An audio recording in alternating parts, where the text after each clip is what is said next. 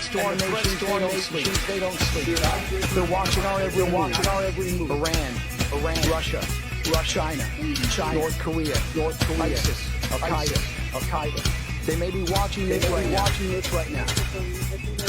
Our military should not be mistaken for a gab show. We don't care what you look like. We don't care who you voted for. Who you worship, what you worship, who you love. It doesn't matter if your dad left your millions when he died, or even you who your father was. We have been honed into a machine of moving parts that you would be wise to avoid if you know what's good for you. We will not be intimidated. We will not back down. We don't want war. But if you want war with the United States of America, there's one thing I can promise you, so help me God. Someone else will raise your sons and daughters.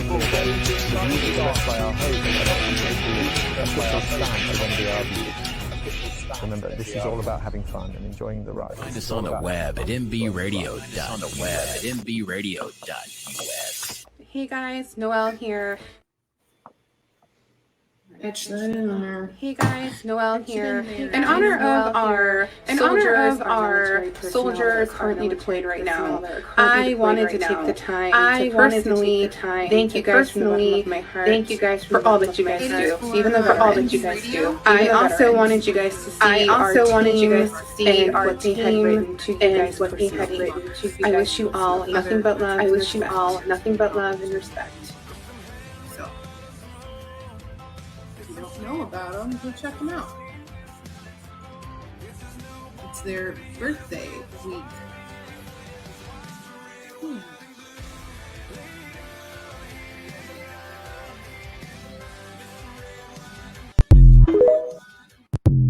So welcome to my house. These are my people.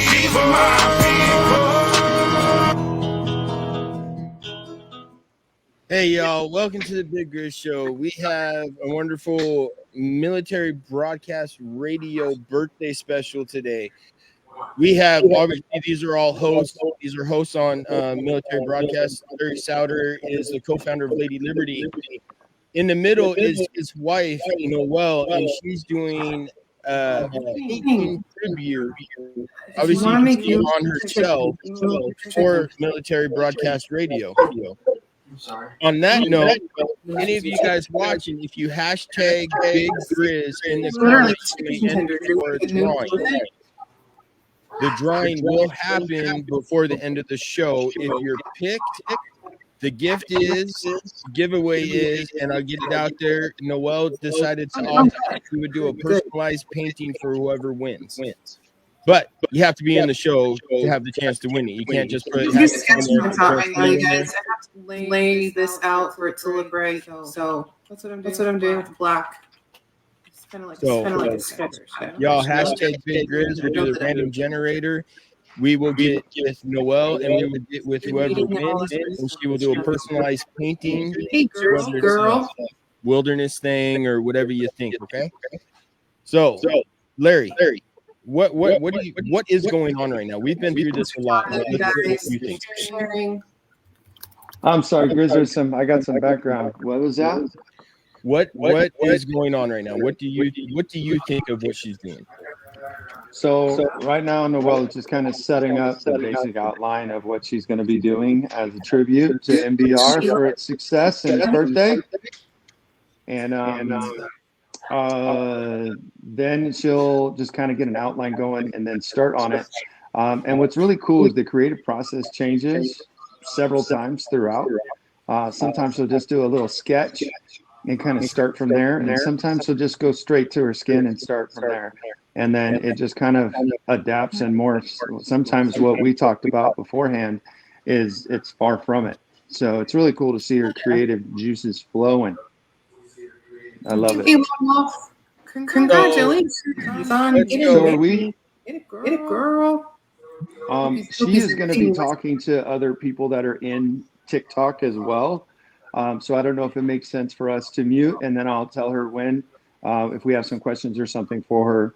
Oh yeah, no, we can mute her while she talks to the people on TikTok. I believe she can still hear us at that point. I'm not sure. Okay, there we go. Let me see if you can, Stacey. No? Oh, we can hear her. So I don't know that, but the feedback, the feedback's gone. So let's jump into H. You're one of the bigger guys up for MBR. So what does MBR personally mean to you? Is there any way that Chris can hop in my box or something? He might be able to hop in your box on like his cell phone or something. Yeah, that's what I'm trying to do right now. Welcome in, guys. What was your question again, Chris? Crazy hair. We've all heard what MBR means to you in the ads and stuff, but I want you to take a minute and let's talk about what MBR truly is to you and what Noelle is doing right now means to you. You know, what up, Big D? I would say that what Noelle's doing right now is simply amazing. You know, not only is she doing like this tribute, but like a lot of eyes are on her for all of the tributes that she has done already. On YouTube right now. And I think that, you know, we're streaming. How many platforms are we streaming on right now? The normal is, you know, when you go to somebody and tell them about nonprofits, you know, they only like know one or two or even three nonprofits. And the tribute that she's doing, she's bringing more eyes on not only MBR but other nonprofits that I didn't even know about, like the Chain Unchained nonprofit that she did. What was it? 3 weeks ago. I didn't even know that, and it's just amazing how many nonprofits are out there that people just don't know about, and that's the biggest thing for MBR is. All we're doing is spotlighting these nonprofits, getting that information out, you know, because I honestly think they use 22 as a marketing tool anymore, because instead of we just need to help the veterans, spend time with them, give them a purpose, give them their direction. And, you know, like you, get you a mic so that you talk instead of, you know, you're thinking daily and stuff.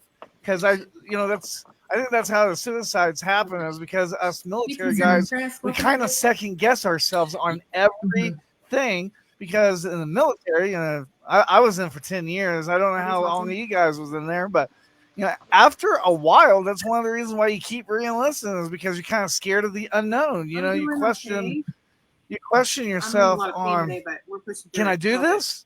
Or, you know, do I just re-enlist and do the safe? Come in here? I don't know. Guys, we're broadcasting a whole bunch of different things right now. Just bear with me. I'm not ignoring you. I see you in there. I don't know. You can bring them in on your side. They gotta be quieter. You can bring them in on your side. You can bring them in on your side. They gotta be quieter. You can bring them in on your side if you want.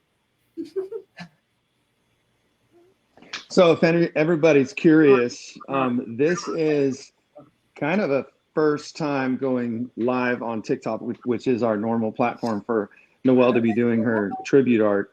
And then with all of us on the screen, we're kind of working out some bugs, but we're getting there. We're getting there. I'm sure it was a little confusing for everybody for a second.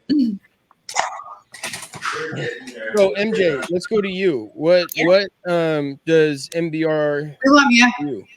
And then after you, we're gonna take a break. Pride, honor, gratitude, grace. That's what it means to me, because bear with us. I can let people in the box in this world and in this living of mine is dealing with the people who have traumas. I love to watch them flip those patterns, and for MBR to allow me to do that, I get to help not just one at a time. I get to help many, and it's scary because you know that they don't want to call themselves out, but I know they're listening because I can see the numbers, and I know they're listening, and that's great because it takes somebody to listen and process. And so for MBR's platform to allow people to be able to tell their story of where they're hurting or healing, that's awesome, because it starts with the hurt, right? And then it goes into the healing, and then we love it, and then we let it go. but you can't let it go unless you heal it. So I love this platform, and this platform is going to be wonderful throughout time, because the more people are aware that they can listen and hear how you can heal your own self by just their voices. It's a wonderful platform to heal, and I appreciate it so much, and I'm so proud to be part of it. So what brought you to MBR? Literally, it was a doctor at the VA of the Miami hospital who said, I think that MBR could use you. And I go, use me? And she's like, yeah. She goes, there's a thing in the newsletter if you read it. And I happened to pick it up and I read it. And she said, I wish you would please do this. And so then that's when I interviewed with Joel, and Joel gave me that opportunity. I help the vets here in Miami. I mean, I do more than vets as a master therapist of Reiki of Light. So as being a reverend, I do a lot of spiritual counseling to try to flip old beliefs. And so as I can flip them with the ladies and gentlemen, I can see common denominators that all of the vets have. So it's great that if there's common denominators, then I hit those first. And that's how I got here, really. Okay. So did you have a podcast before this? I had open forums, classes, seminars. I had a couple of things up on YouTube or on Instagrams and stuff like that I would help people. If I saw one too many things in a week that had the same denominator, then I would put it out. I would be like, okay, there's some type of energy or there's some type of this, because I'm seeing way too much of it in my one-on-one customers and clients, not so much the vets. Then I would put stuff like that out. But I am an energist, so I'm doing a lot of opening ceremonies and holding of energy and helping people flip emotional trauma patterns. So I'm always doing that, and on a regular basis. Yeah, hey, Michael. Right on. So what is your podcast? My podcast is The World of Conscious Positive Thinking. And what it does is it allows us to listen to a journey, the journey of coming into the military, how we get ourselves and our metaphysical patterns, our metaphysical chakras, and our mind power portal centers of the positive, why we are disassociated, why we get so why we have the trauma in the brain of man's conscious or man's old pattern thinking and old beliefs. When that happens, now we have guilt, we have remorse, we have trauma, we have all these other things that we can't let go of. So I just try to work it in a very soft, subtle way where we let go a little bit at a time. So when we get into that PTSD, we don't see red. We don't have that function of that brain to turn red anymore.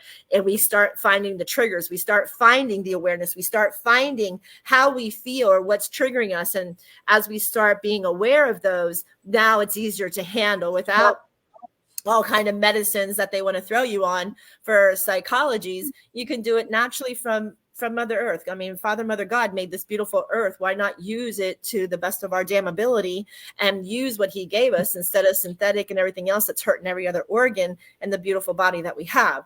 So it's looking at the unconscious minds of the dark shadows of the soul, and we twist them into beautiful.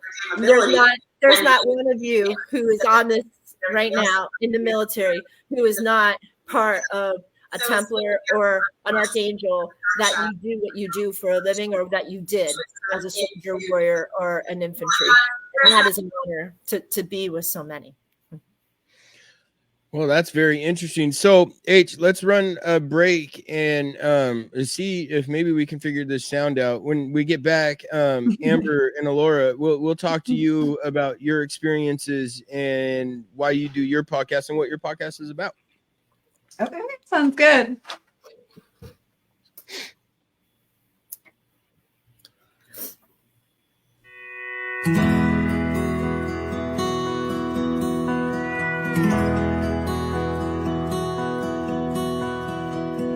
60 years went rolling by. It was here we said goodbye. The war was brewing, it was extreme. We were only teens. I knew the day I died, all alone, my brand new bride. Our favorite song would be a sign I'd be back in time. So raise a flag with pride and grace. I seen the pain on a soldier's face. Bring me home, both sides say I'm a soldier of the USA. You weren't alone all these years. Seen you cry, I know your tears. You raised our child and a family, all without me. You've done well with your life, lots of friends by your side. I heard a nightly secret prayer, I was always there. So raise a flag with pride and grace. I seen the pain on a soldier's face. Bring me home, both sides say I'm a soldier of the USA. Now it's time, my lovely wife, bring you home. Say goodnight. Close your eyes to our favorite song. Can you see me now? Can you see me now?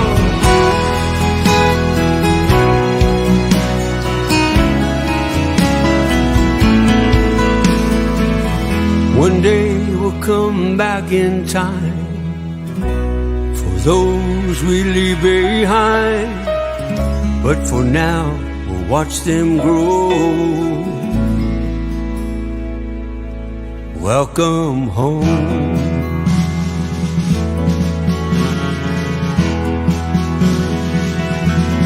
Welcome home.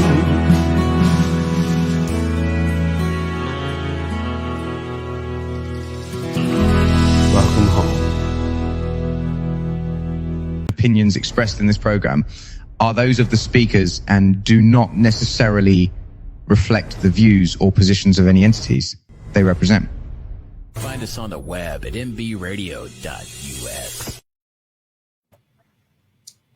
Hey, welcome back to the Big Grizz Show, you guys.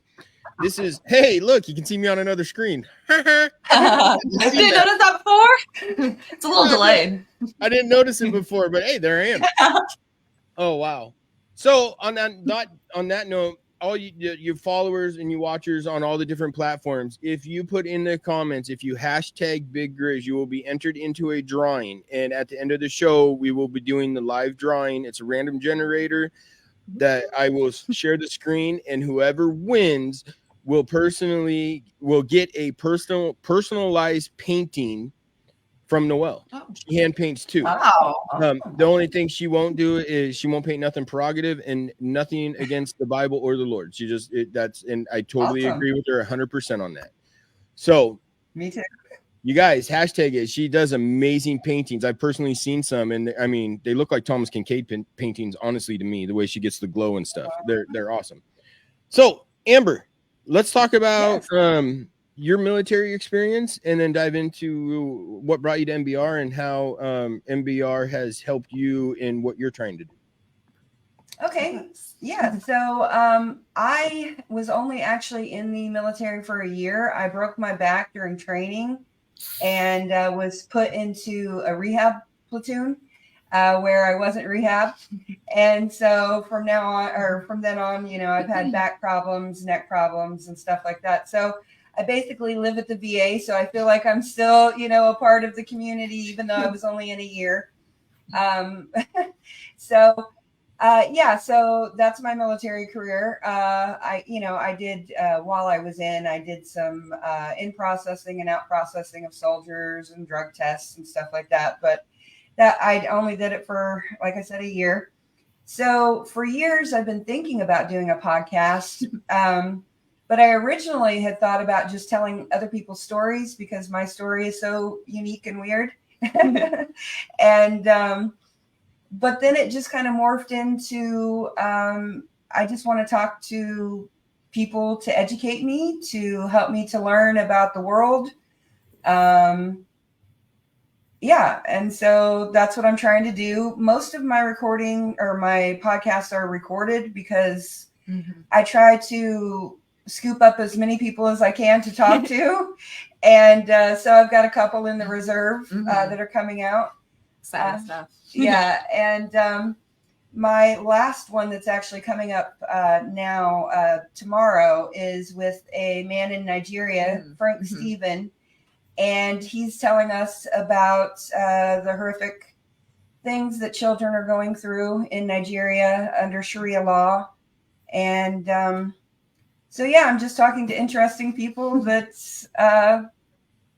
they can educate you and have a good conversation. And this is my daughter, Alora. And I was not in the military.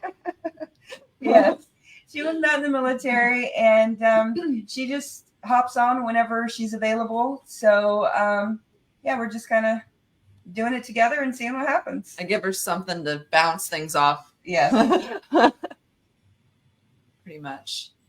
So what brought you to do a podcast and how you got to actually MBR? I can tell you guys my story, but we'll wait on that one. And let's get how it came up for you.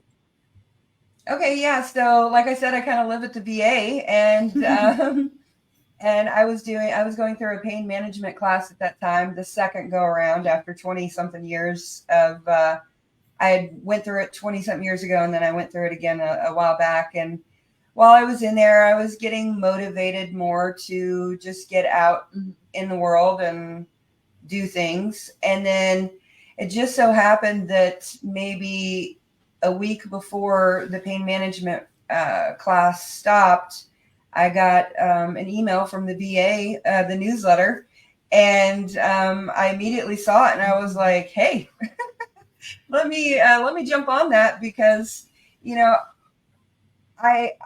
I've been, okay, so I was in bed for 6.5 years, and with chronic migraines and chronic pain syndrome, whatever that is. And so I had a lot of time to listen to audiobooks. I had a lot of time to listen to podcasts and YouTube and everything. And so I just kind of educated myself while I was miserable. And that's kind of how where I am now. Okay, so all you watchers, the phone lines are on. You guys can call in and ask any of us questions, and Noelle should hear them as well at this point.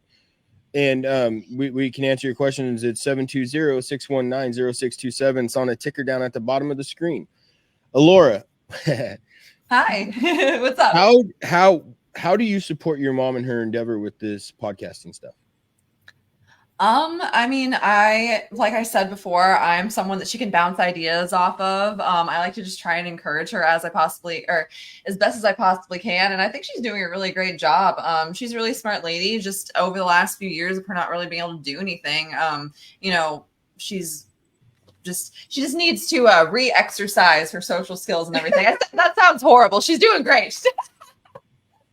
But anyway, I just think it's really beneficial for her, because it's opening up a lot of new doors, a lot of new opportunities.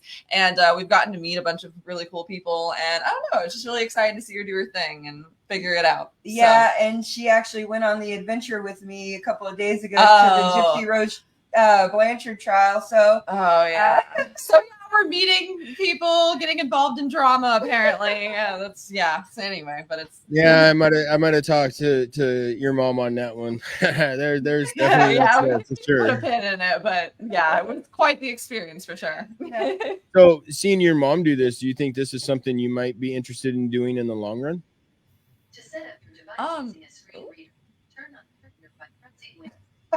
Sorry, something. What in the world? You have no idea what Something's over there talking. Sorry about that. Hey, What was the question again? Something I could see doing long term or see her doing long term. Yeah, no, absolutely. You I think personally. Really great. Me You personally, personally. yeah. Well, yeah. So actually, I used to upload like when I was a teenager, like small little stupid videos onto YouTube, and then like when TikTok became a thing, I would upload small little things. But I never really got like super into it. It's something that I've always kind of like in the back of my mind been like, this is something I would love to do, but there's so many different buts that you can put in there. You know, any reason to stop yourself, you can come up with. So.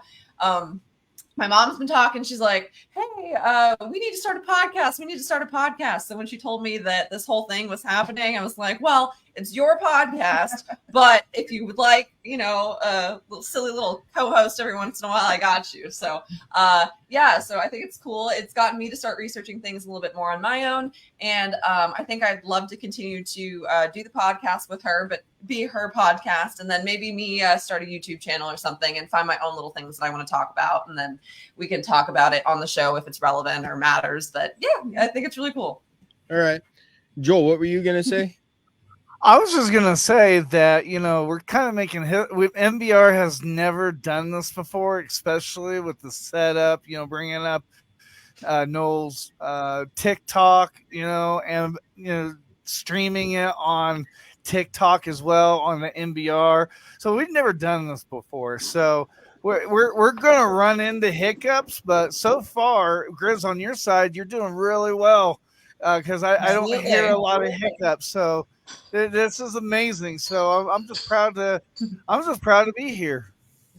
This is a special show. I mean, backstory to me. We'll get into that after we take a break. So it's longer than 3 minutes. But MBR is just a special thing for vets, giving vets a voice. I mean, it gets our experiences out there. It gets first responders' experiences out there. It gives us the chance to talk to other people and hear their stories as well. It's almost like a therapy to me on Fridays. I mean, I look forward to the guests because I get to hear their stories and I get to hear or they can hear my stories if they want to know. And you start seeing that we're all the same. There's not a lot of differences. We all have the same struggles. And you really start seeing that, especially too, like Larry, he's a first responder. And I've personally talked to him quite a few times. And there is the same type of struggles, just on a different level. And it's good just to get those voices out there. And it means the world to me. And I can't thank Joel enough for hearing my podcast and reaching out to me, because I had a podcast before this where it was just me doing my thing until he reached out and asked me about this. And it was definitely a heartwarming experience when I got that email. And I didn't really know what to think. I had to talk to my family about it. Grizz, what you need to tell everybody is like the beginning, like how you started doing your podcast to after MBR kind of showed you what equipment and stuff like that. That's interesting. I mean, yours is interesting. Mine's a little bit bad. When I first started in 2015, I had lapel like microphones, and I had it switched in the back of the computer tower, and those microphones I duct taped to the speaker because I didn't know anything about a mixer. So it's funny stuff like that. I reached out to one of my teachers yesterday. She taught me at Colorado Media School, and I sent her that motivational meme, and I'm like, just think, I'm the guy that taped microphones to the speaker. And she was like, everybody starts from somewhere, but the key thing is you have made MBR determined to do what its mission is, and that is to spotlight all nonprofits, let veterans know that they are out there, and then it also lets the community know, okay, these are the nonprofits that are focused on the veteran community and not so much the checkbook. That's the important thing, is we're trying to bring spotlight to those nonprofits that make less than $85,000 a year in admin costs. You know, speaking on that, me, Noelle, and Larry are an actual part of a nonprofit that's in the building stages. LadyLibertyFoundation.org. I'll put it in the chat and we'll get it posted. But it's an up and coming. We're building it. We're getting it ready, and we truly are focusing on helping, not just making a name for ourselves or anything like that. We've already helped an active duty Navy member that needed help. We've helped a few people, and it's the collaboration of the foundations. A lot of it's the foundations I'm bringing in on MBR, like Joel had said, and we're getting it all together, and we're trying to weed out these nonprofits that are just, I mean, more or less a shit show, where they're not what they say they are, and where we have based, and I will let Larry get into this, but we have based Lady Liberty, or he himself actually had based Lady Liberty on another foundation that is, what's the word I'm looking for, Larry? Has grown in popularity and help for a lot of vets. And we're trying to do the same thing. So on that note, let's take a break. When we get back, I will talk about how I started my podcast. And then we're going to start digging into what Lady Liberty is and how much what we're trying to do. Okay. Excited. The fact that our patriotism in America is dwindling, I really wanted to start the American AF movement. Freedom is fragile, very fragile. It takes a certain level of intestinal fortitude. Y'all are doing great. The fact that our patriotism in America is dwindling, I really wanted to start the American AF movement. Freedom is fragile, very fragile.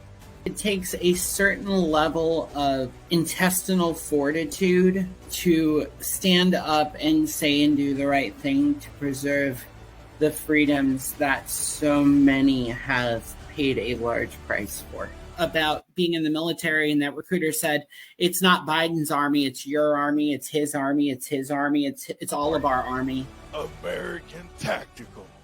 American as fuck. Opinions expressed in this program are those of the speakers and do not necessarily reflect the views or positions of any entities they represent. Find us on the web at MBRADIO.us. Welcome back, y'all. This is the Big Grizz Show on Military Broadcast Radio. You guys check us out. We're on every platform. I'm on all the platforms. We're on TikTok, live on TikTok right now. We actually just had another one of our hosts that has a podcast jump in. Halfway in there. He Hello has down there. French talk, and this is I can't say your name right. Can you say it? This is Farron. Okay, Farron. Now we'll get to me and Larry in a second, since because I don't know how long you got. What brought you real quick your military service? Oh, you got it already? Yeah, real quick. Your military service. It's on you, man. 24 years, retired, medical retired. Had a great career. I say my family's prayers kept me out of harm's way for the most part. I did get deployed in country to train our soldiers that were going overseas to survive the roadside bombs and things like that, but I didn't go overseas. However, I battled an inherited gene called sickle cell trait, and at my Master Sergeant Academy, working on my EA, I collapsed from what they call sickle cell trait exertion with rhabdomyolysis, and that became the end of my career. It took them 3 years to medically retire me. I fought it as long as I could. I became an advocate. I became an advocate for that inherited gene. God showed me that was the military was just part of my life that He had for me, and then to use that to educate people about sickle cell trait. So I do that for the military, athletes, parents, coaches, trainers. But I was probably like 2021, I think. I did an interview on MBR and had a blast. Like I had a real good time with them. And they asked me if I wanted to bring my show to their network. And I think back then I had like 3 shows already. So I was like, do I want to do another show? Like, I have to find yes. And so it took me about another year and a half, and I just chose it. You know, I looked at all the stuff that I was up to. This conversation is so important to me because, as we would agree, that one of the most things that we miss as veterans is that camaraderie, right? And it doesn't matter. Doesn't matter what branch, what era, what skin color. Like if you say you serve, it's like, oh, like instant brother sisterhood connection, and that's what kept me alive. Like literally, that's this internet talk shows, podcast they call it. I've been doing it for 14 years, and it has really kept me alive because I wanted to create the relatedness and still keep a connection to my military community. So what better way to do that? So what brought you to do your podcast, and then how did you become a part of MBR, and what does MBR mean to you? I know I just threw 3 questions at you. Yeah. So again, I had most of my whole career, I've had this thought about trench talk, and where it came from was I was a track vehicle repair supply sergeant and fuel handler truck driver. So on some of those late night log packs, we would come in at like 2 a.m, and then you got guys from all over the world, and we're just sitting by the trucks talking, and people are telling their stories, and that just kind of stuck in my mind about trench talk. Never knew it would become a talk show or anything that, you know, I had no idea what it would become until like I said, I got out and I used that title to stay connected to the military community. And so MBR to me is, again, this is my personal therapy. So what better way to have a platform to where you can express yourself but connect with others.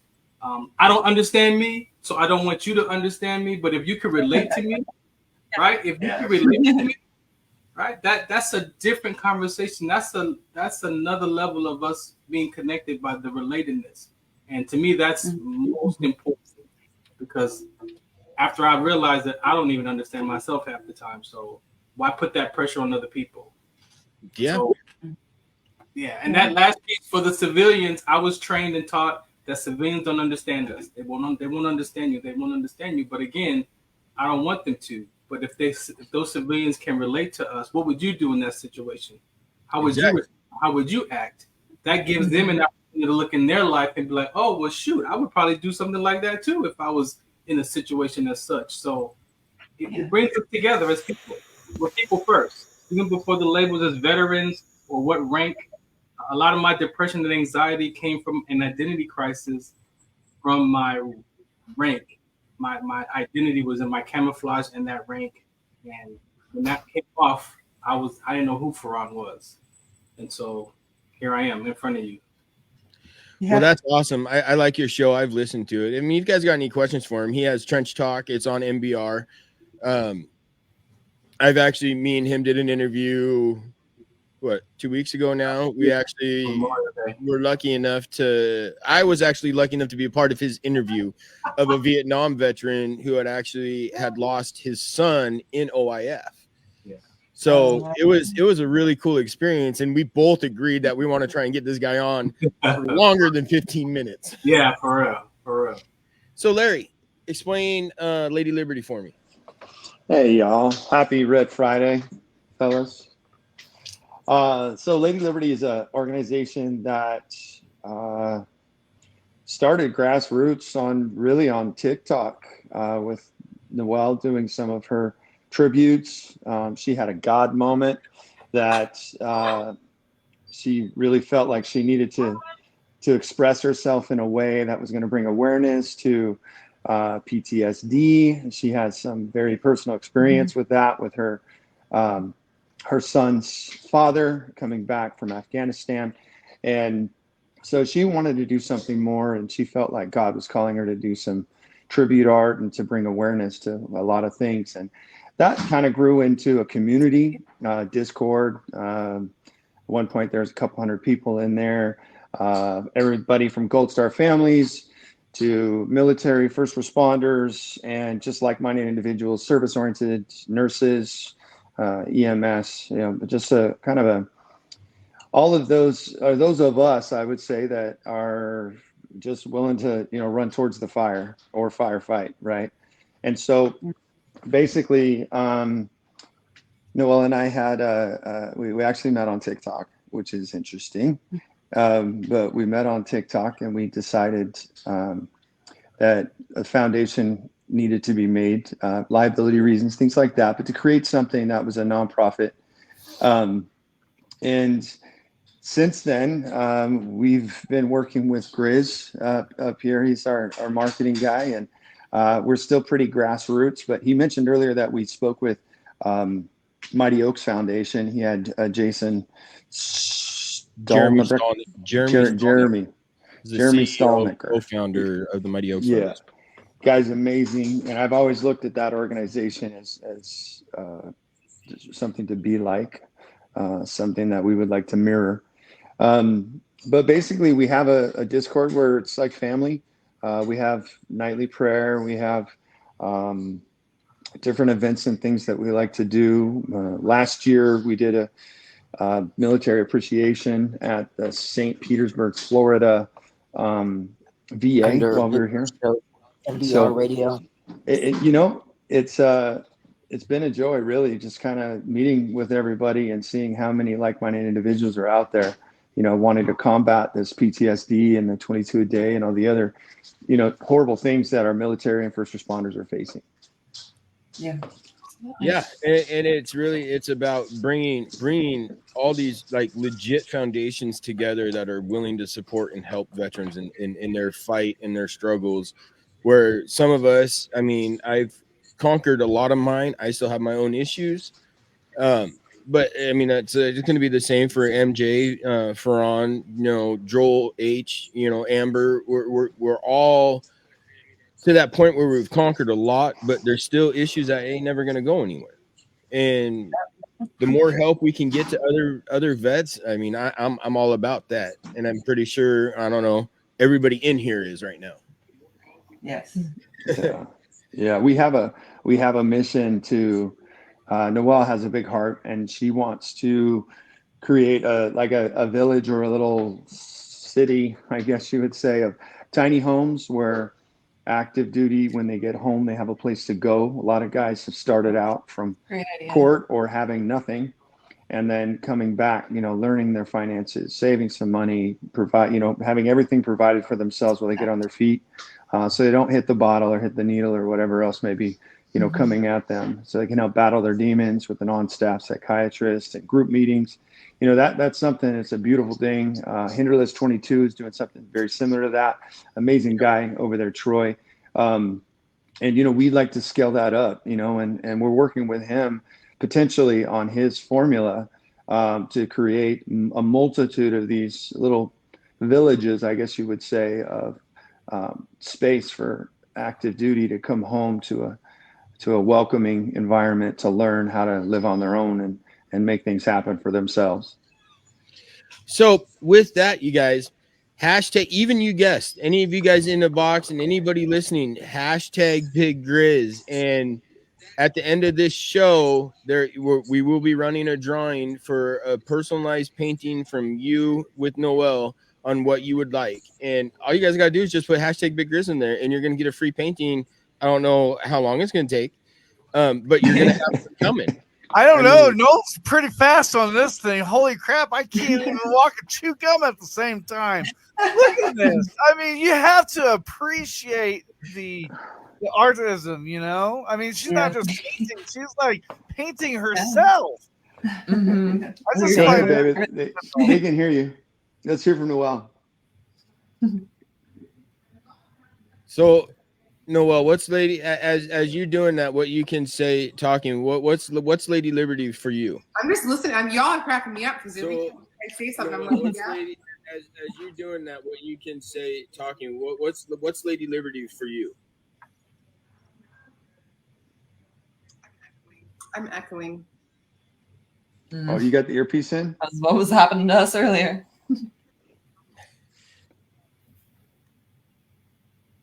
There, that might be better. I muted TikTok, so you don't got the echo. So, what is Lady Liberty, the Lady Liberty Foundation to you? You and Larry are co-founders. We got what he said. Now, what is it to you? What you can talk about while you're doing your thing? So I don't want to distract you too bad. Well, just There's a lag though. okay. Well, I mean, for me, it's important that. Can he hear me? Can you guys Yes, hear I me? can hear you. I can't. Babe, this is bad. We can hear you. Go with it. Just go with it. Let's try something. That's a fantastic movie. Okay. I'm gonna take this out. My ADHD is gonna be like, what is going on? Me too. What I was going to say, it just gives veterans a voice and first responders because a lot of the time they do not feel like they have a place to people that understand or they just feel lost, right? And so I know the mission with MB Radio has kind of like the same mindset, which is great because we need to avoid the 22 a day.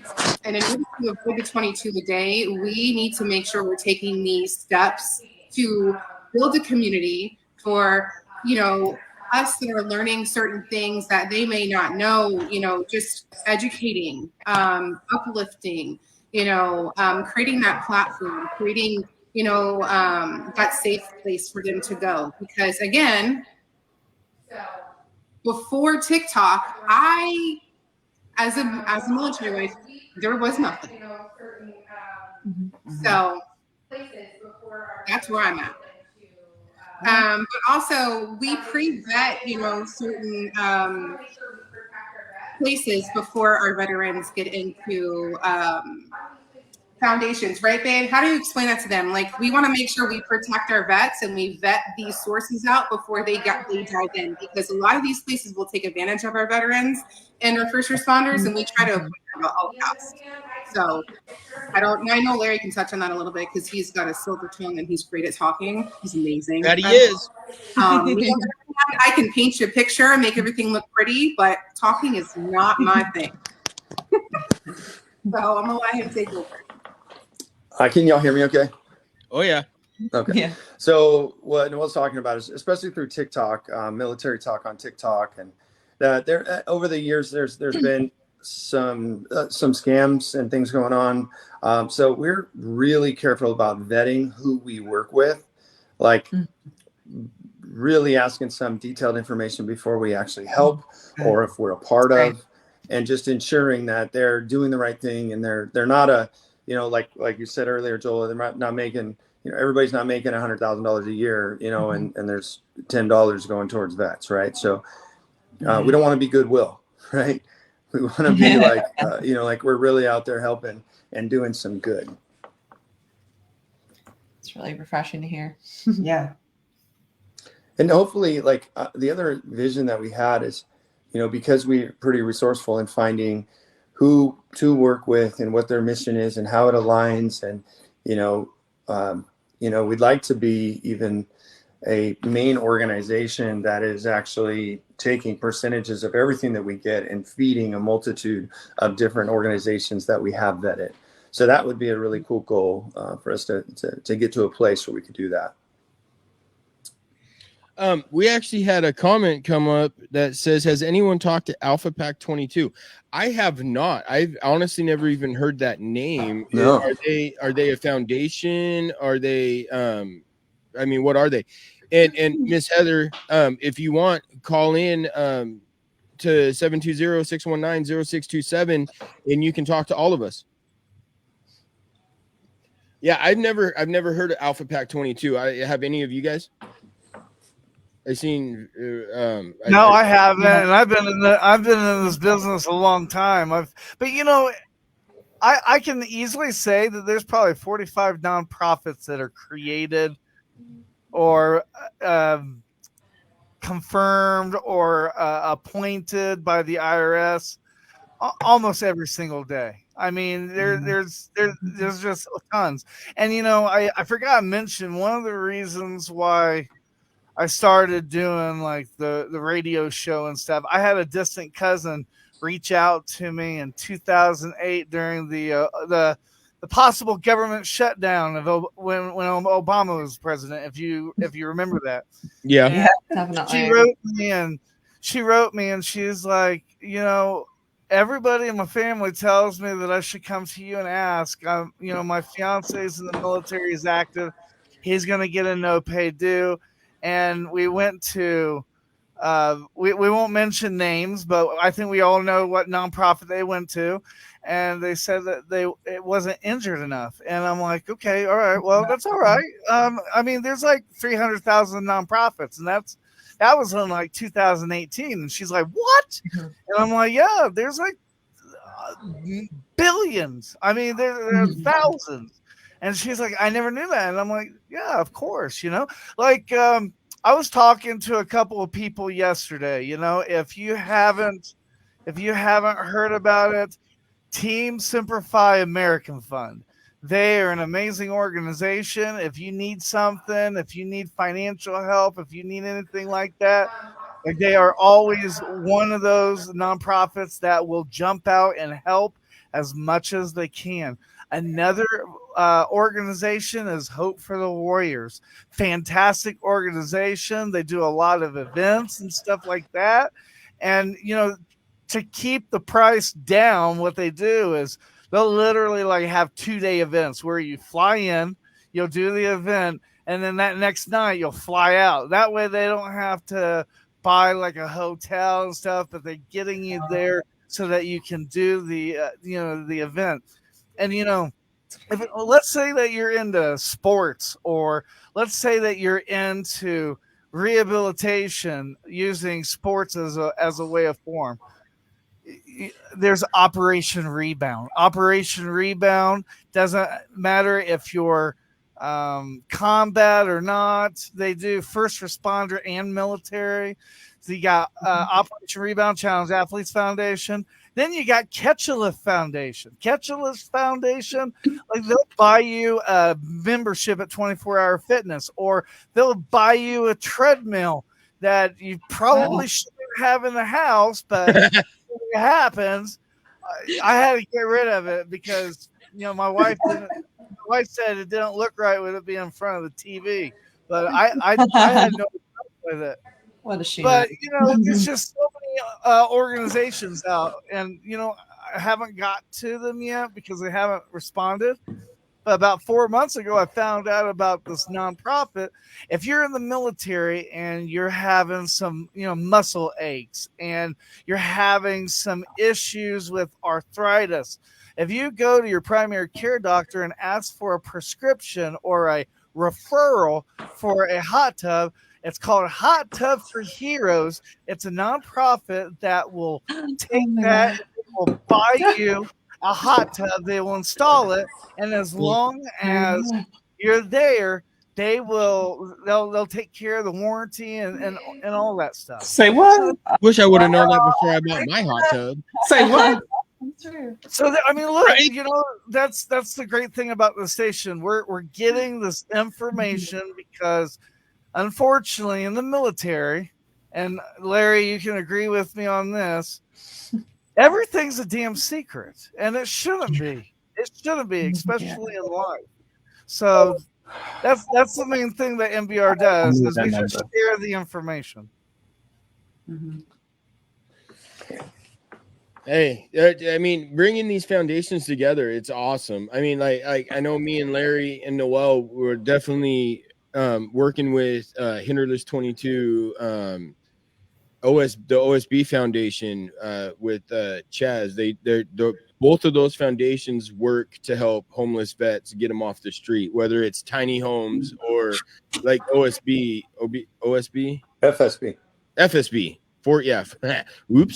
FSB Foundation. They're really quick, and Joel's personally witnessed this with me. He made one call to me, I made one phone call, and we helped a vet in need. And it was in a matter of 24 hours, less than that. It wasn't even, I think, not even an hour after I made a phone call. Joel calls me and said, thank you. He's getting taken care of. So there's all these foundations we're trying to get. We would love to see consolidated, not into one foundation, but get everybody working cohesively to where, out here in Washington, if I find somebody, I can call Larry, or I can call FSB, or I can call Hinderless and get information that can help them further where they're at in whatever state they're at. So I think it's a cool thing. Go ahead, Larry. Sorry. Well, that's one of the things that's, about our Discord, getting into the Discord, you have resources, like a list of just all kinds of different resources. Not only how to navigate the VA, resources on how to get your benefits or get your benefits up from where they were or where they should be. The research it takes to do that sometimes. I mean, I know Grizz went through a whole nightmare trying to get his benefits. And basically, it's just a way of, the thing is, you get out and a lot of these guys, they have no idea what to do. They don't know they're a hole from a hole in the ground. Like, they're just trying to figure life out, and it's all brand new. And like I said earlier, these kids come out and they're, they've already been in 4 years and they're 22 years old. You know what I mean? Like, we're talking about kids that came straight out of high school, straight into something. And, and what a whirlwind that would be for such a young mind.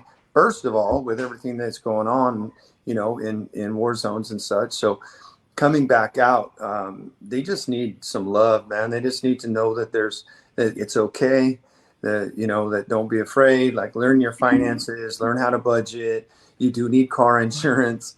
You do, these things that you need to have to get through life, because if you don't, well, what's the alternative? Next thing you know, they're in a tent under a bridge and they got a needle in their arm, and that's just a travesty, because it happens, and it's a reality. The well, and I want to touch on this. The 22 a day is BS. It's more like 49. I think it's pushing 50 a day now. Yeah. Which is absolutely, it's horrible. It's pitiful. It's wrong. I know that, not to go into a whole lot of political stuff, but right now, coming back and then looking at what they fought for is just got to make everybody sick to their stomach, right? So right now, we found that New Year's, Father's Day, Mother's Day, 4th of July, the holidays in general, November through December. We have a phone call. Sure do. I got mail, yeah. All right, you're listening to the Big Grizz Show right here on the station that's giving veterans a voice. MBR, who are we speaking with? Well, Farron is in the group. Yes, we all can hear you. No, we can't. No, we can't. You guys can't hear him? Nope. No. We'd love to. All right, well. Come on, right. H. Don't drop that ball.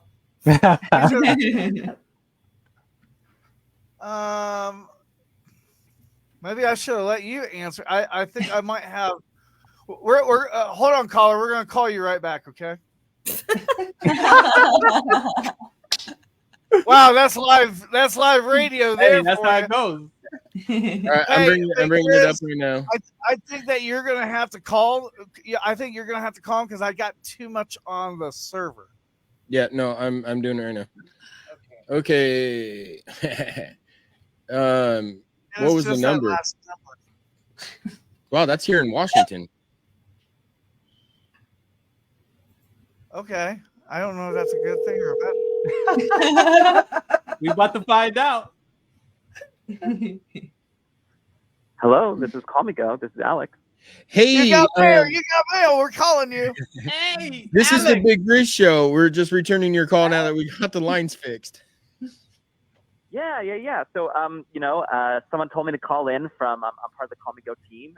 We're talking about, I think, veterans and Call Me Go. Is that correct? Yes, we're talking about Hey, foundations. Grizz, and... let me set the tone. Okay, I want to shout out the Call Me Go. For some of us veterans who don't want to deal with drugs and medication, I was greatly introduced to this company called Call Me Go. In a few states already, they have this device as a prescription for veterans. And so here in Loma Linda, where I go to the VA at, we're working to get this device in the VA so veterans can have this and not have to pay for it. So I wanted them to call in real quick just to give an overview of what they have to offer for us as veterans and how it works. So go ahead, Alex. Yeah, happy to speak about that. And you're absolutely correct. We do have an agreement with the VA where veterans can can get their Call Me Go free of charge through the VA. And so they can contact us, first if they, to get like the paperwork they need, or they can just go to their VA and we'll work it out. But we work really hard to make sure that every veteran who wants their Call Me Go can get their Call Me Go. And if they don't want to go through the VA, we also have like a special discount code for veterans as well that they can just use on our website if they just want to do that to make it go even faster. But let me talk with you a little bit about why Call Me Go is so helpful. It's helpful for all folks, but we find it's especially been helpful for veterans. What Call Me Go does is it activates a person's parasympathetic nervous system through three methods. First off, it's a little device that you breathe into. And what it does is it's able to measure a person's breathing and basically it's able to adjust a person's breathing over the course of 3 minutes and basically teach them how to elongate or slow down their breathing from to a very, very comfortable rate. That's one way it works, right? Then also on the device, there's a scented plate with that it's kind of like an aromatherapy, but essentially, you smell it and tells your olfactory sense or your smelling sense, like, hey, I'm good, I'm calm, and also activates that parasympathetic nervous system. And the third way is that as the person uses the device regularly, like 2 or 3 times a day, and we recommend a person uses it, when they're totally feeling calm, then also because it's drug-free, whenever they're having a panic attack or whenever they're feeling stressed or anxious, or especially with veterans, whenever they're experiencing some form of PTSD, they have the Call Me Go, and it's always there with them to help them.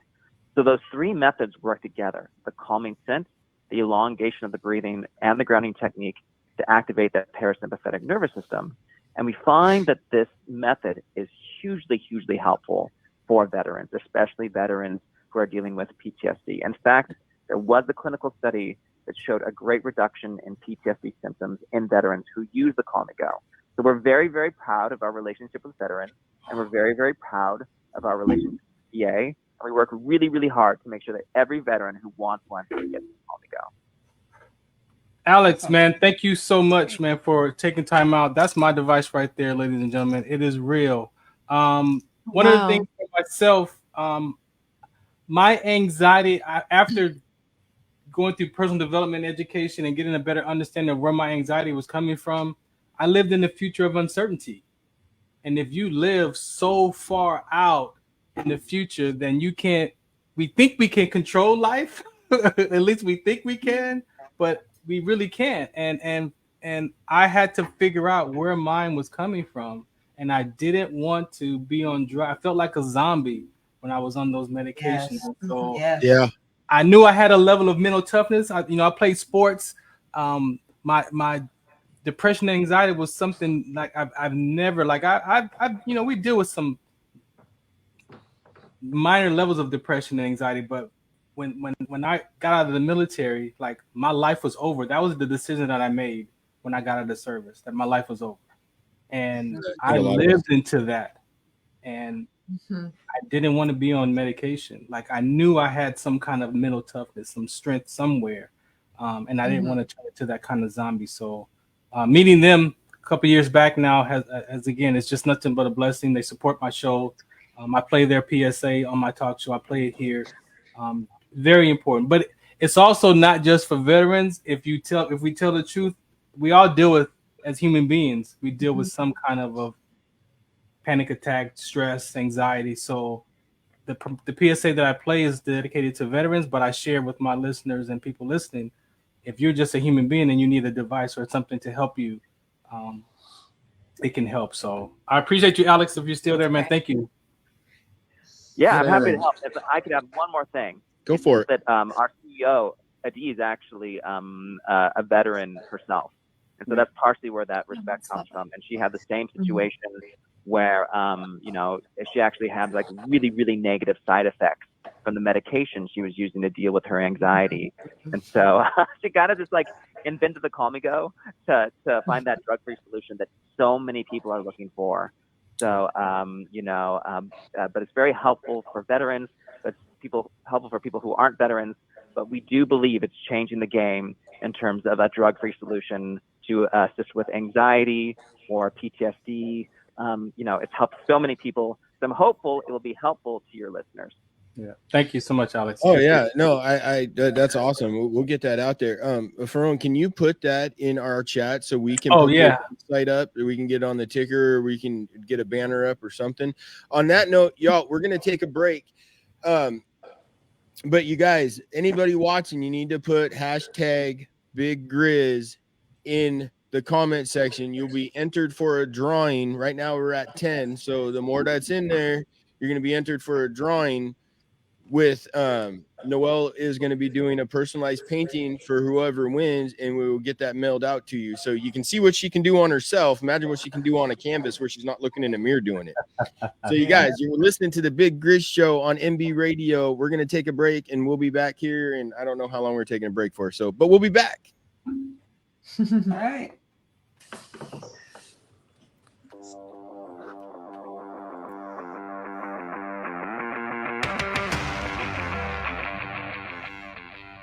Stats tell that each day, 22 veterans commit suicide due to PTSD.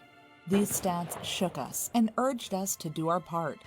After hours and hours of thinking, Beekeeping for Veterans was born. Beekeeping for Veterans combines beekeeping with mindfulness meditation. Why combine them? Here's why. Beekeeping causes positive rush of adrenaline while beekeeping.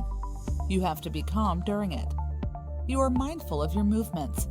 Each week, a veteran will receive a mindful meditation to build emotional and mental skill sets. Mindfulness is a set of 3 attentional skills that work together: concentration, sensory clarity, and equanimity, mental calmness, composure, evenness of temper. Every time mindfulness is practiced, we build these skills. Beekeeping for Veterans not only helps veterans overcome emotional trauma, but also aids our environment, as without bees, there is no food. Come forward. The people who have supported your country now need your support.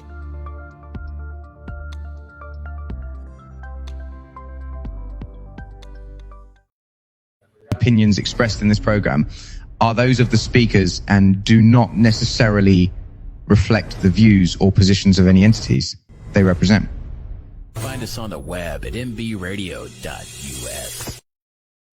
So welcome back. That last caller with Calmago, I don't know how to say that. We're gonna put up we're gonna share the screen. We're gonna put up the web page. I'm not 100% sure what H is down there doing. So I just seen him pop up again. Now he's got multiple people up here. I don't know what he's doing. Hey, Grizz, or actually Noel, or Joel. Joel, do you want an old school microphone or a new school microphone? For the painting. Oh, let's go with old school. Ooh, old school, baby.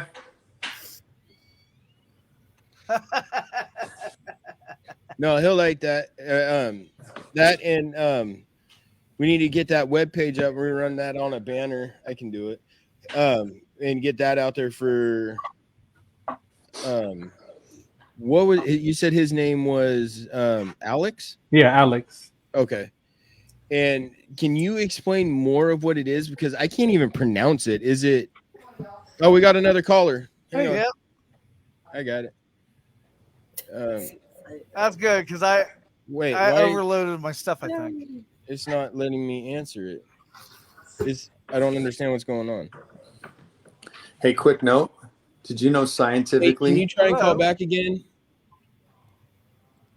Scientifically, I don't know why that anxiety and gratitude cannot exist in your mind at the same time. Wow.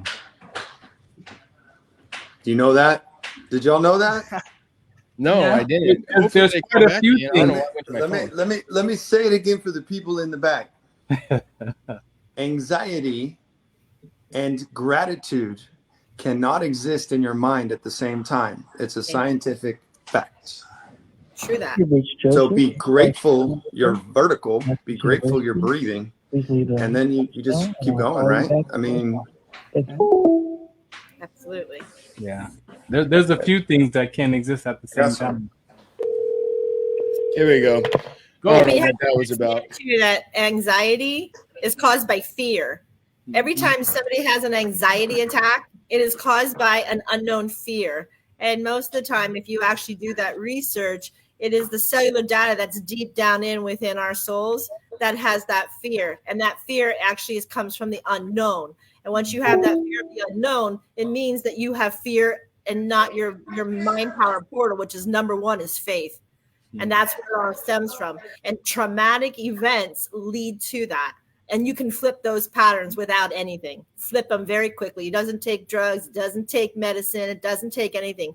You have to do the work, and you have to release the emotion. And it's the emotion that you find, and then you heal it, and then you process it. You love it, and then you let it go. And I promise you, none of this would have to be happening if people just knew that theory. It's a just change of old belief patterns, and stop allowing man's ego and judgment to filtrate the conditioned minds of our own minds. And that's where it's coming from. I appreciate you saying that, because the fear is that because that body sensation is attached to it, people don't want to feel that again. But you don't realize when you feel and know where it's coming from, it will go away. It will disappear. It will start to diminish itself, because you'll recognize when you feel that, that's not, I'm not there today. This is where I'm at. And so you talk to yourself. Like, you have to be able to talk to yourself. But you have to kick out the ego. The ego and the judgment is the biggest things that keep a lot of the PTSD back and not moving forward. So once you can tap out our egos and judgments, especially of man's old belief patterns of how people are going to look at you and judge you, who gives a shit how they look at you and judge you?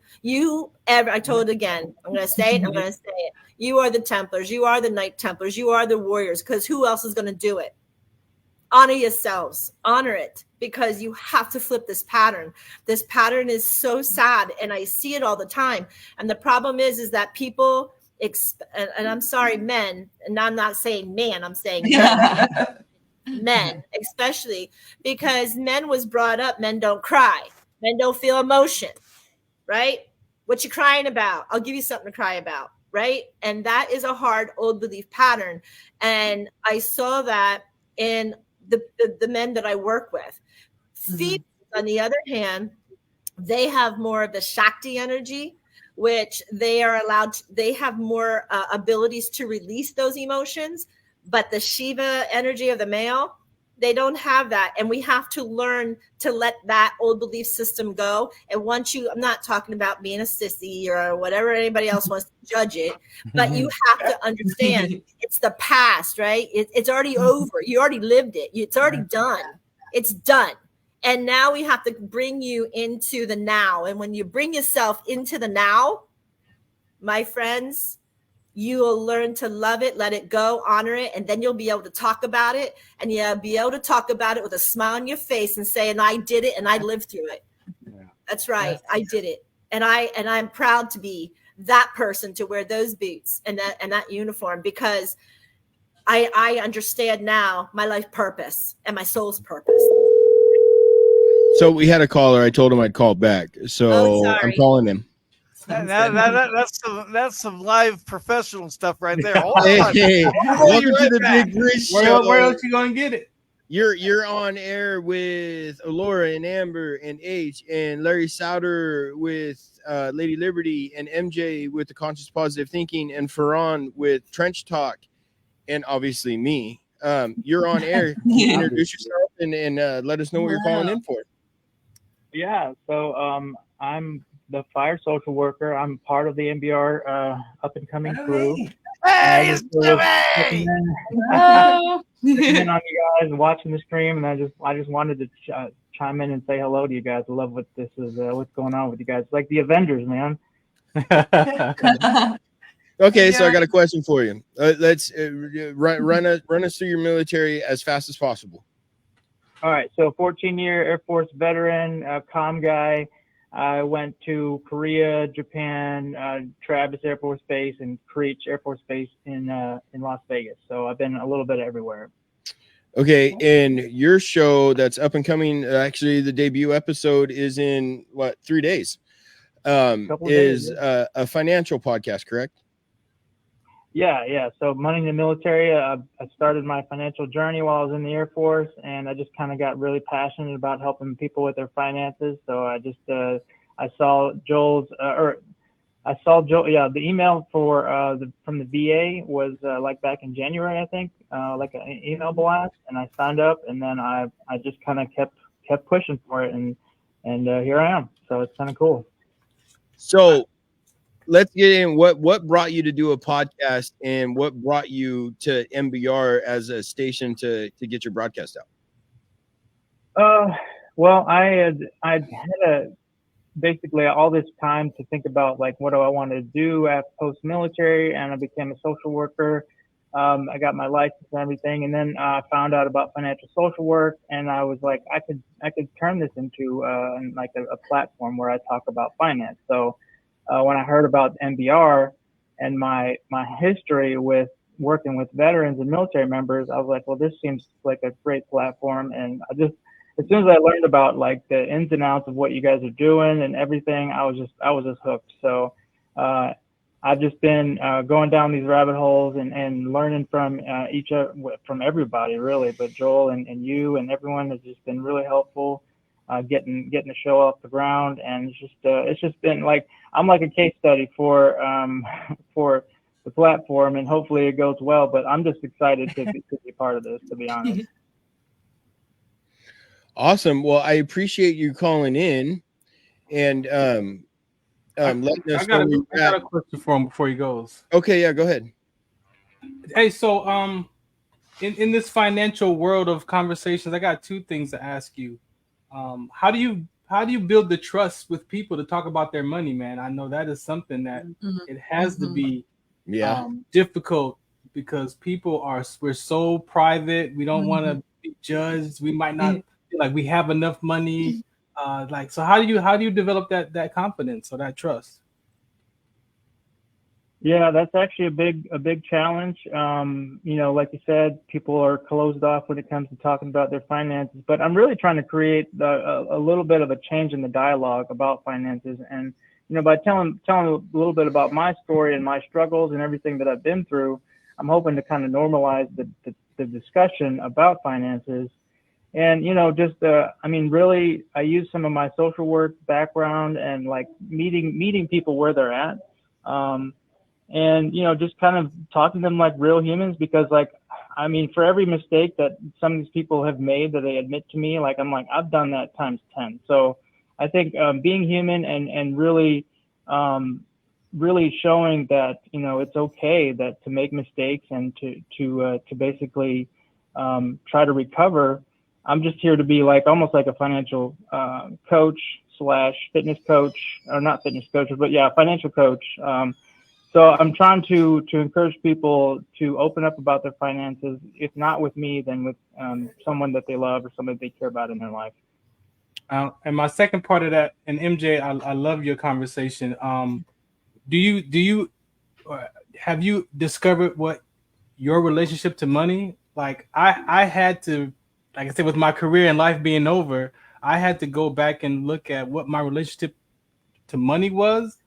Because I remember my dad taught me he told me as 8 years old, save your money for a rainy day, right? Now, for an 8-year-old, what the hell does that mean, right? Well, if you live in Washington, that just means right now. but it wasn't until I'm telling you, it wasn't until about I'm 54, so 2 years ago or less, I had to look at that, because I was suffering that I would save my money for the rainy day. But then my quality of life suffered because I wouldn't spend anything. Or if I did, it would be a big purchase like a car or something that I didn't need, until I had to replace my air conditioner, and it was 10 G's. And that was the rainy day that my dad had prepped me for, right? All those years. Yeah. But when I spent that money to replace it, I felt so depleted, like emotionally, like it hurt, right?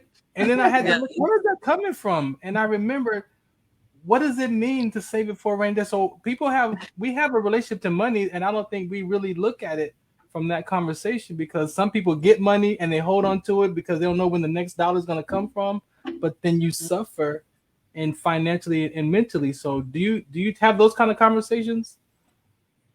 Talking to me? Oh yeah, I mean, it sounds like we need to set up a time to chat and have a good little discussion about this on your show maybe. But this is a really interesting conversation topic, because the psychology of money and finance, like, it's so personal, and there's so many factors at play, and we could go all day about it, but yeah, it's definitely something that it's part of the financial social work model, is to deal with like the psychology behind your spending. So yeah, I mean, it's just something that I'm passionate about, and I'll anyone that wants to talk about finances, I mean, I'm all ears. So if you want me to jump in on one of y'all's feeds, just let me know. I'm down to definitely do that.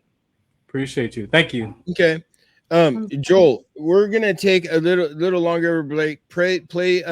You guys, last week on my show, I had Lauren Rose Thayer as a special guest, and she's an up and coming country singer, and she's been nominated for the Josie Awards for the female up and coming country artist of the year or something. I'm not 100% sure.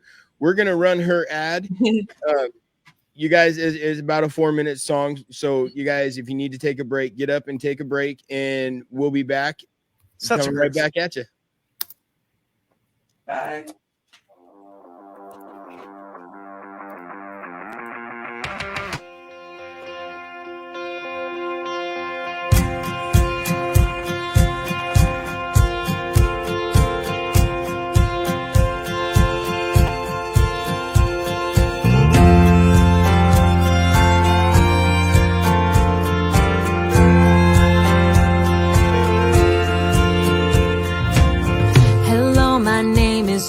Too big, wanting to grow up way too quick, searching for spotlights since I was 6. Hello, my name is Dream Too Big.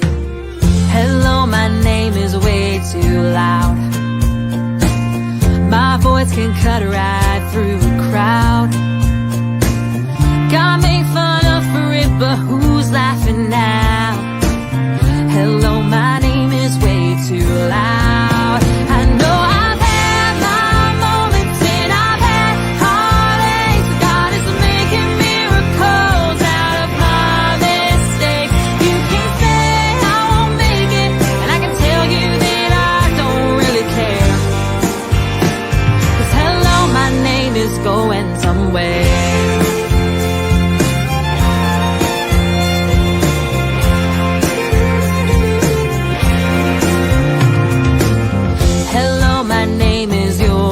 Far. Lost all my words in a mason jar. Locked eyes with a stranger at the end of the bar. Hello, my name is You'll Go Far. Well, hello, my name is One More Try. I put too much stock in bad advice, 'cause anything worth leaving is worth loving twice.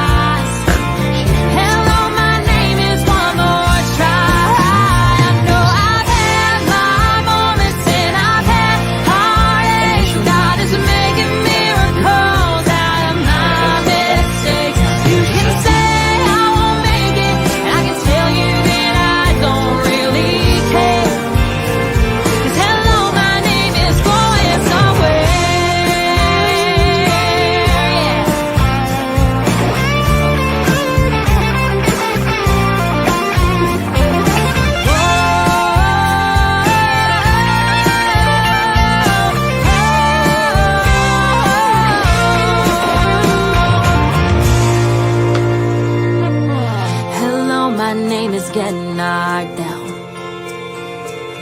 You're never gonna leave the ground. You can tell us all about it when you come back around. Hello, my name is Get Knocked Down. Hello, my name is Stand Back Up. Keep moving even when it gets rough. I've given so much, but I ain't giving up. Hello, my name is Stand Back Up. I know I've had my moments and I've had heartaches. God is making miracles out of my mistakes. You can say I won't make it, and I can tell you that I don't really care. 'Cause hello, my name is going somewhere. Going somewhere.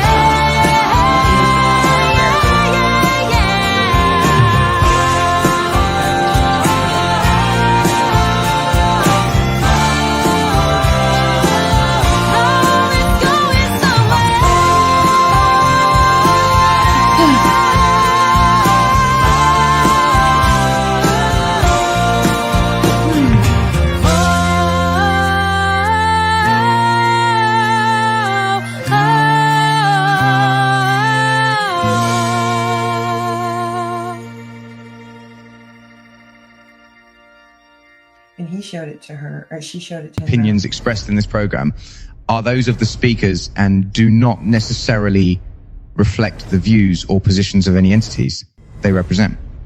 Find us on the web at MBRADIO.us. Hey, welcome back to the Big Grizz Show. You guys, anybody watching, if you hashtag in the comments, whether YouTube, Twitch, both YouTube channels, Facebook, whatever, hashtag Big Grizz Show, you'll be entered in for a chance to win a personalized to you painting from Noelle herself. So, Awesome. now, on to my story. Oh, these are our challenge coins. You can see up there, we actually have challenge coins made through Lady Liberty, and I'm going to let Larry talk about it because he knows more about it. So these are just some challenge coins made of, on one side, it's the Phoenix face that's rising from the ashes, makeup tribute she did. And then on the other side is the official Lady Liberty one, where she actually made that crown on top out of paper and then painted her face like Lady Liberty. So it's just a challenge coin. It's $20. You can go to email admin at ladylibertyfoundation.org. If you're interested, it all goes to a great cause. So they're cool coins. I'm hopefully going to be getting some here soon. I still have not yet, and I've been saying I'm going to get some, but I want to get one. I think I like them. I think they're really cool looking. Well, and that's just real quick. That's Scully. Scully's our CFO. Actually, he's been in the organization for a long time. So I know he can't see y'all. He doesn't really even know that he's being seen right now. But no, Noelle, I don't think he knew. Noelle's taking a little bit longer break, but there she is. She's back. That's okay. We all got to get up and stretch. I knew this show was gonna go three plus hours. I already knew that it was gonna happen. Oh boy. So eating. Well, I mean, you guys, and one thing, you guys don't have to stay if you don't want to. Or reach out to the other DJs, the other hosts. If you guys know any hosts, tell them to call in or hit the link that I shared in our forum, and we'll get them in here so they can talk about what MBR is to them. Okay. Can I go back to that money thing just real quick? The challenge coin? No, right before commercial, finances. Aaron, he asked. So there's a guy in positive consciousness. His name is Deepak Chopra. And Deepak Chopra, if you look up, he has what they call the 21-day abundance. And you'll be surprised that your finances are actually being blocked due to other past or other events in your life. Sometimes it's scarcity. Sometimes it's the fear from past lives, but he brings it to fruition. And the very first time I took that, I have to tell you, I was really taken back in the first 3 questions. And then I realized by the time you got all the way down to the 21st day, how every single one of those questions, it's about 15 minutes worth of homework that you have to do in a meditation. But you realize at the 21st day, how many blocks you put upon yourself unconsciously about money. And it was something that I wanted to share. I shared it in the private chat with you, but I thought it was important to tell people that there's a numerous amount of challenges and blocks that that we have in our physical due to conditional patterns and the unconscious side of the mind. Because most of the time what we're doing is we're thinking with the theoretical side, not the spiritual side. And so when we can open both of those sides up and not have ego, super ego, or id, any of those judgments, we don't give a shit. It's about us. Remember that. It's about us. Who cares what happened to you and what you did? And if somebody has a judgment or an ego about it, you turn around and you tell them, yeah, well, let me see your footlocker. Let me see your skeletons, right? Well, we all got skeletons. We need to not allow egos and judgments of others to bring it into our energy to create that chaos. When you have that, then you have your scarcities, and you don't want scarcity, right? You want an abundance of everything, not just prosperity.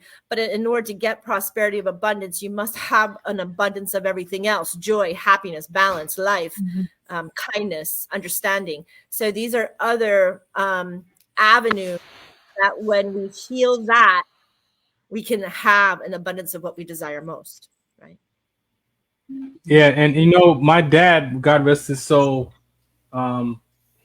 he had a mentality that money was evil, and so he didn't keep it. Well, maybe in some past life, or in this lifetime, he was traumatized by money. And it's the same way as PTSD. If somebody makes you feel traumatic about money some way, somehow, now that is now in the conscious mind or the unconscious mind that we have to release, because nobody should fear that money. You all are, every single one of us is allowed to profit and have that abundance. So when we start wondering why is it or how is it, or having that fear of, that's no good. So now we have to figure out where it came from, right? And these are trauma patterns, or these are event patterns. Yeah. Fair. And I wanted to touch on that. So you know what? We've heard that our whole life, right? Money is the root of all evil. That is not what the Bible says. No. The Bible says the love of money is the root of all evil. So let's just make sure that's really clear. Let's not get stuck in that, in that old stinking thinking, and remember, it's loving that money. Yeah.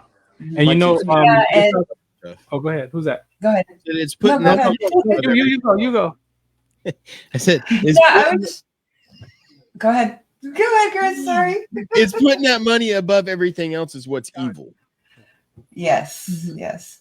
Yeah. And I also, a while back, I was watching Joey on Facebook, and he was talking about something that happened in his life where he had a fire where it destroyed everything that he owned. And I had never thought about that, because I had been in a fire when I was about 7-8 years old, and basically everything was destroyed. And so we had to pick up and get everything new. And that kind of trauma can really sit with you, and you don't even think about it or know about it, That's correct. Yeah. And so when he was talking about it, I was just like, oh my gosh, I think that might be where some of my problem is. and it's funny, but not funny. I worked with an organization called Vet Hunters, and we did search and rescue for homeless veterans. Not downtown LA, but like off the freeways in the wash, and some of those veterans would come out of that environment after all those years. We put them in the house, we put them in an apartment, and you come back, 6 months later, and they're still sleeping on the floor. They haven't mentally adjusted. And one of the things is, and you may heard of this, but even when they get their benefits, the money is blown and gone because of the mindset. And so there's so much work that needs to be done when we help our veterans come off the streets and get into back into this whatever normal life they're gonna have. there's a lot of stuff that needs to come with that. But You know, we saw that. What I say on that is, if our military did better at training soldiers to be civilians, I don't think that would be such a big problem as you were. I mean, now don't get me wrong. I still think that it will still be there. But if we could find a way that we can get all the military branches together and say, hey, man, put these soldiers coming out, put them in a class for 6 months, teach them how to be civilians, get them out of that warrior mentality. I personally, if I was given that chance, I know I wouldn't have to. I did. For real. Because you learn. For real. I think that's a big problem. Are we pushing blame? Are we pushing blame? I'm just asking. Because, and the only reason I say that is because you spent 18 years in school. They used to teach home ec, and they used to teach industrial arts, and they used to teach finances and checkbooks. And your parents, I don't know where you grew up, but I can tell you my parents taught me how to do a checkbook. So did school. Oh, yeah, of course. And so I don't think it's Uncle Sam's. I don't think it's Uncle Sam, because Uncle Sam is teaching us and giving us the education of how to be a decent human being. It's teaching I disagree. us. No, we're going to disagree to agree. So let me touch on it. Oh, go ahead, Larry. Let me touch on that, because I've talked to a lot of vets. I reach out. I see the guys at the gym. I have a little bit of a mission field at the gym, and these guys, I'm pretty easy to talk to. I run up and I'll chat with them, and not all military discharges are created equal, right? If you're in the Air Force, you can actually go get paid for 7 months your regular military pay as an apprentice in your next career, right?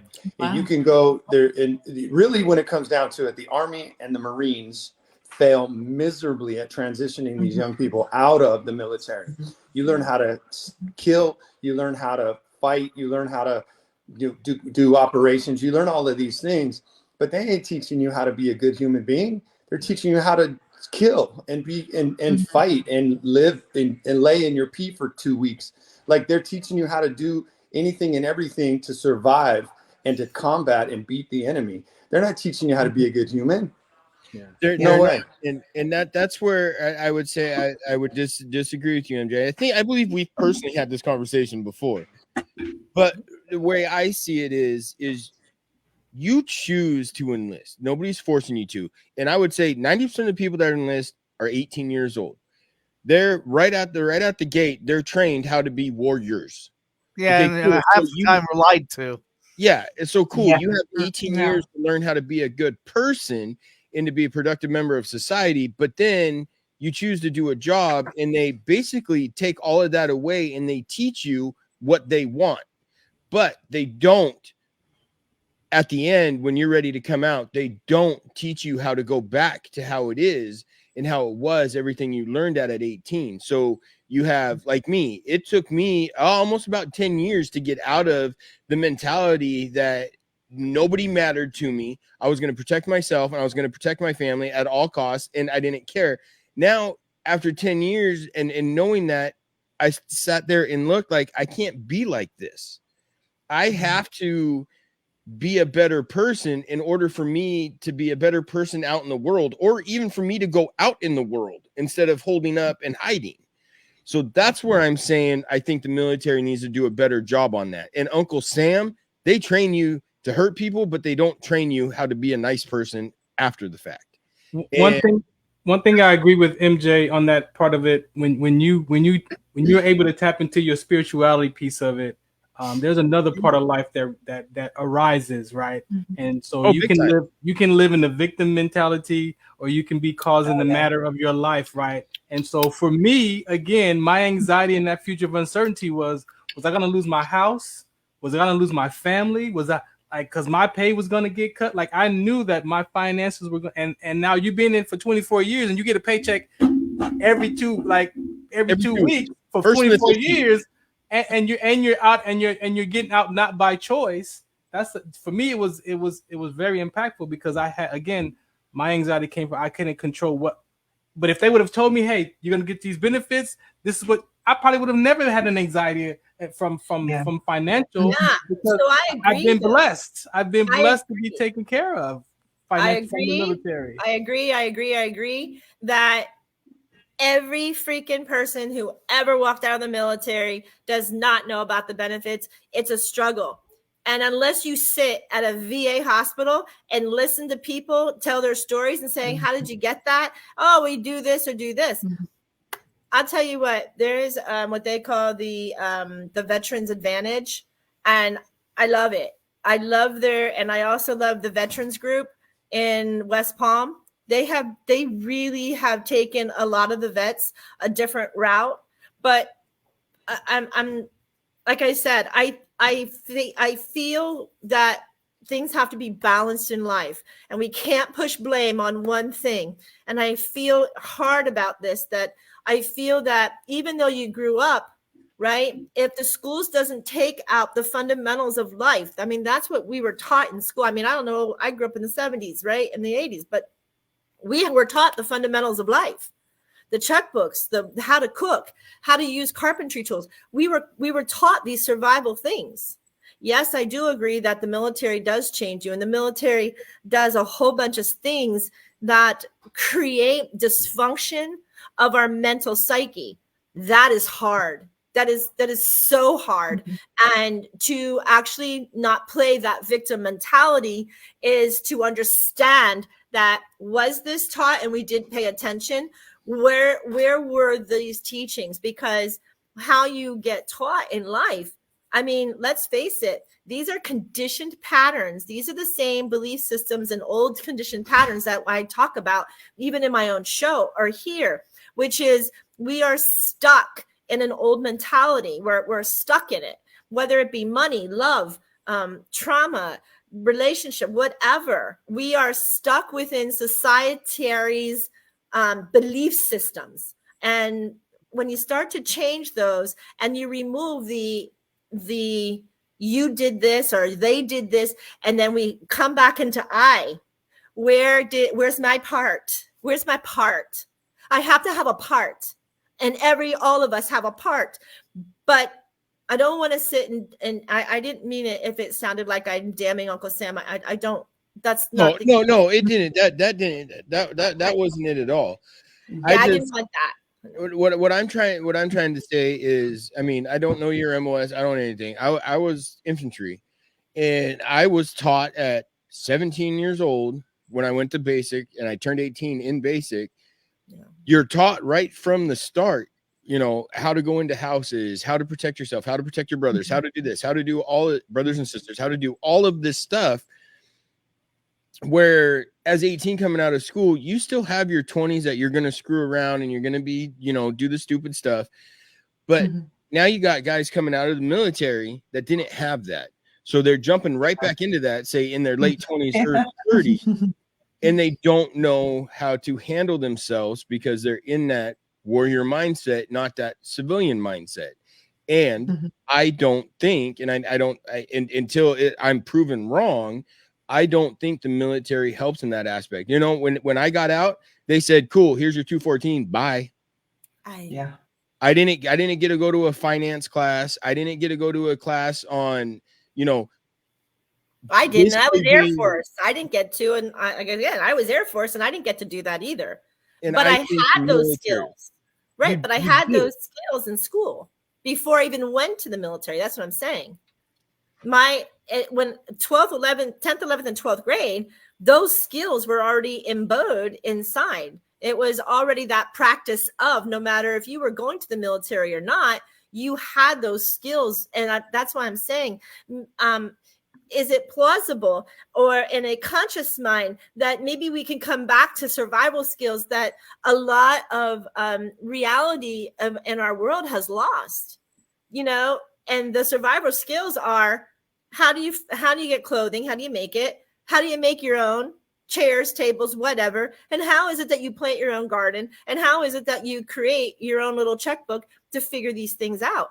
And these are fundamentals that I feel very sorry. I have two children. I mean, my children now are 33 and 31, but my gosh, they didn't they didn't learn this. They didn't learn this in school because they took it out of the curriculum. So, right. And I'm so saddened to hear how that is really affecting the military, because that hurts me. That makes it just another trauma. I have yet not, and maybe because, as Farron said, nobody wants to talk about their finances because of their judgment. Well, judgment's the first thing we have to go, because I can tell you, even as a disabled vet, I was flying high off with my education because I went in guaranteed and I got my education. So as I was flying high, the minute I would get into my wheelchair and come out of remission like an MS and not be able to work for 18 months, well, guess what happened to my bank account?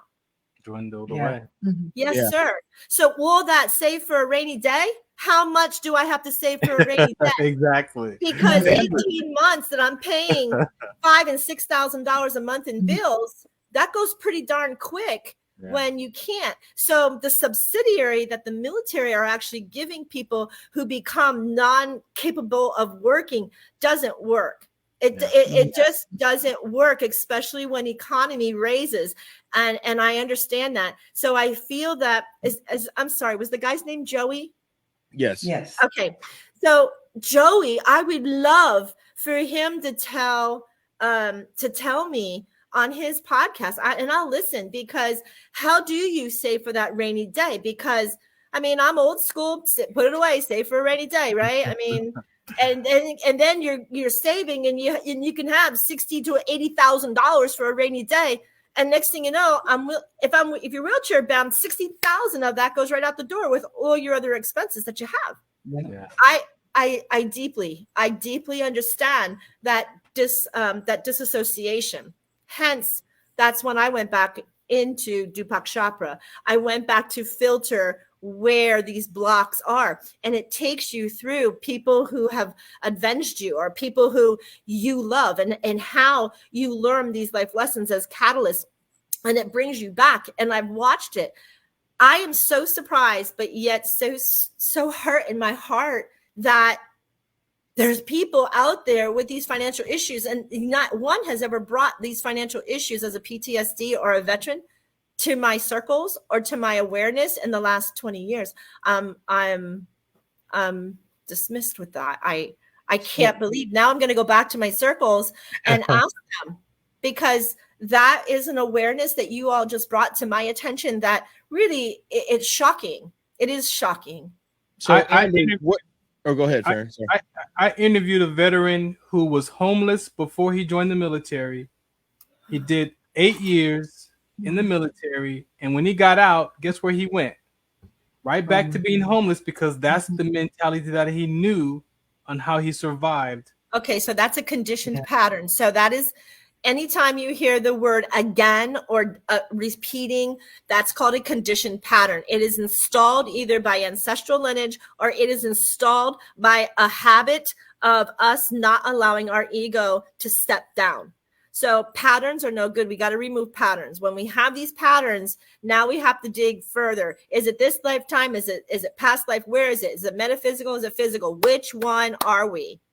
And so Amber, what do you think about all this? You've been, we have, it's kind of got going, and Amber and Larry hadn't got 2 words in. So I'm just kind of curious what your guys' thoughts are. It's Amber, Laura, let's go with you, and then we'll get your thoughts.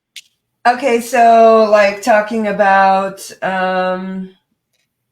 finances or the struggle of finances. What do you? Everything that was just talked about, from the finances, to the training coming out of the military, everything the 3 of us were just talking about. You guys were listening.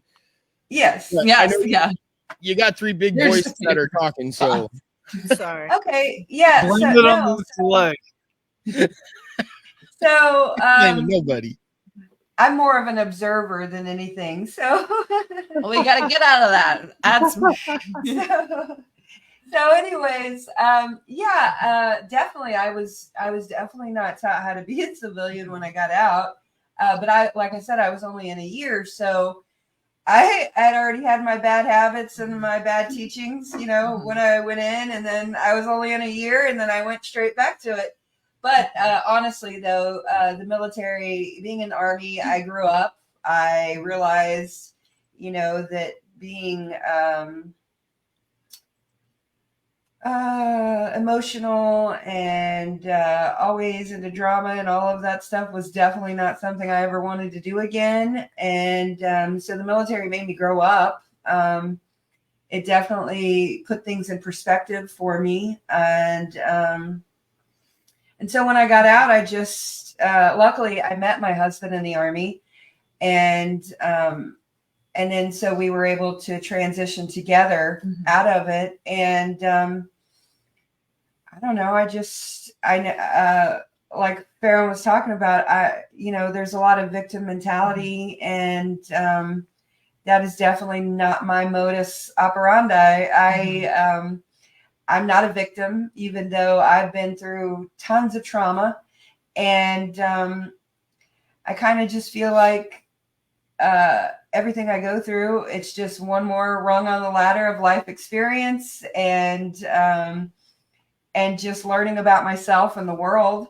And of course, for me personally, I am a Christian, and I've been in church for a long time now, ministering and working in children's ministry and youth ministry. And so everything I try to communicate to the kids that I work with is just, we got to grow up. We got to get out of that victim mentality. We've got to keep, just keep going. And everything you experience is part of a blessing in life, because you know what, sometimes we struggle with things and bad things happen to us, but I know from experience that if I consider it all pure joy with what I'm going through, then eventually it all works out in my favor. And when I wasn't looking at that at life through that mentality, that's when everything started falling apart. And so, yeah, I don't know if I helped, but you guys wait till you see the finished product of this painting, because I'm watching her on TikTok as well, and you guys can't see half of what she's got going on right now. Yeah, it looks really sick though, from what I can see. Oh, yeah. So behind them, wow, is yeah, the actual upper body of a soldier saluting. I mean, it's that's intense. So I've go ahead. Oh, all I was gonna say is clearly I'm not in the military. I just have I was gonna say my parents are both veterans. They met in PTRP after they both got injured. And while I'm not in the military myself, so many of my friends, I would say like the majority of my like actual close friends, because I don't really have a bunch, but they were all ex-military, and mostly Marines. And I guess this has also to do with the financial aspect of it. But I'm 24, or I'm about to turn 24. So I'm kind of like in a weird spot. My friends went to the military right before COVID hit. And COVID just kind of like threw them for like a crazy loop. And I only know the tip of the iceberg of what was actually going on. But from what I hear, it was absolute insanity. I have, two really close friends, or actually 3 really close friends that had gotten out of the Marines. And, one of them is doing all right in life financially and everything. But emotionally and mentally, it just took a huge toll on him. I mean, I actually just got a text from him as I'm speaking. That's so funny. Anyway, it took a huge toll on him mentally, emotionally.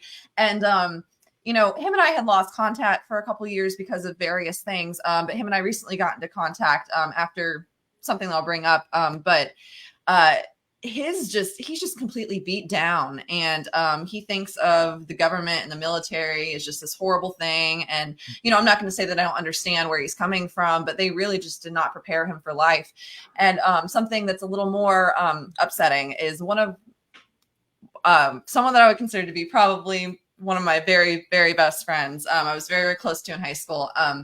He got shipped out to Okinawa in Japan during the pandemic. And this isn't something I really ever talked about online, so sorry if I'm a little emotional, but he got shipped out to Okinawa. And he was there for how long did that last? Like 3 years, the pandemic, 2-3 years, something like that. He was not able to go home. The restrictions that are in Okinawa are so much harsher than the restrictions that were back here. And, you know, I understand to an extent, but I mean, they would have to quarantine for weeks. They would, I think it was like 2 weeks that they had to stay in their room by themselves before they were able to go and do various things. And it switched, you know, but I mean, this man spent so much time by himself.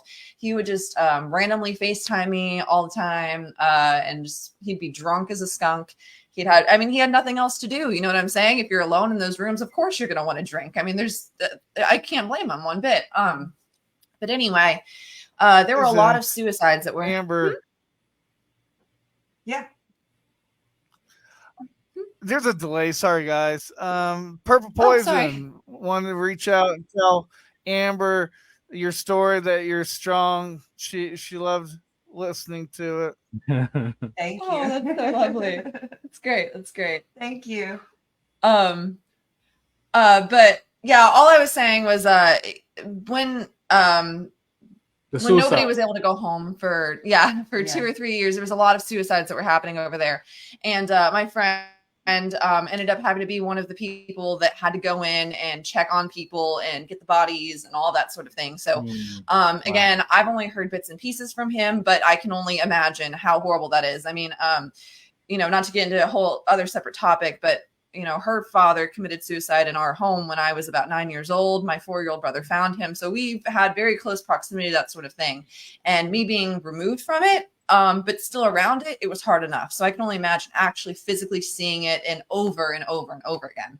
I was saying, but regardless, he finally did get back to the States in 2022. He got out of the military and everything, and he had dreams. You know, he had aspirations. He wanted to, funny enough, open up a bar with one of his Marine buddies and do a bunch of stuff. And I had a conversation with him one day, and he seemed a little like he was planning to not be here anymore. He didn't specifically say it, but just I got the hint from certain things that he was saying. And he just, you know, the military's not helping me. I feel like nobody can help me. There's nothing that can be done, all this stuff. And unfortunately, I was a little bit selfish in our conversation. I blew up on him a little bit. He knew my story and some other things that, I don't have time to share, but he just basically, I kind of lashed out on him. I said, I was kind of like, screw you. Like, don't do that. You know, I've been through that. Don't do that to me. Don't do that to, not really. I was caring about him, but at the same time, I was like, I feel like I need to remove myself from this situation and not be as close to him as I am, because if this inevitably is going to happen, I can't be right where it's at. So unfortunately, for the next couple of months, him and I only talked, sparingly. And one day I got a phone call while I was leaving work, and it was exactly, literally, I was like, this is what happened, isn't it? And the person's like, yeah. So it's been a lot to deal with. This was 2022, so we're going on almost 2 years since it happened. But the only reason why I bring it all up is just because, absolutely, people, especially during that time where things have just been so all over the place, they've kind of fallen to the wayside. And he was only 22, 23, one of the two. And so very, very young, so much life left to live. One of the purest souls I know. And, there's so many stories like that. So there's something I thought to connect. You guys, we're going to run another break. We're going to play another song. When we get back, Larry, I'd like to hear your opinion on everything that's been said. With finance, with trying to help soldiers come out of the military, to be everything we've kind of just discussed. I want to give you an opportunity to because you are a first responder. You deal with along the same lines. Ideally not everything the same, but you've had to deal with your own issues from being a firefighter. So Joel, run us to break. Let's play another song, give everybody a break to walk around, and then we'll be back. You guys, Big Grizz Show on MBR. Hashtag Big Grizz in the comments for a chance to win a painting from Noelle.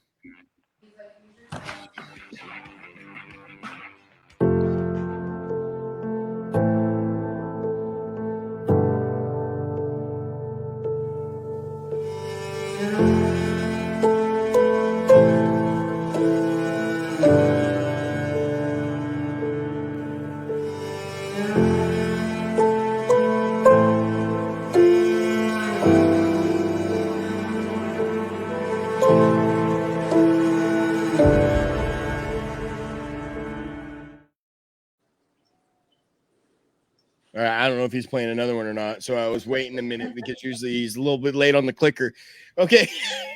Yeah, it's all right. I didn't hit that commercial went down a little bit, like it's cut.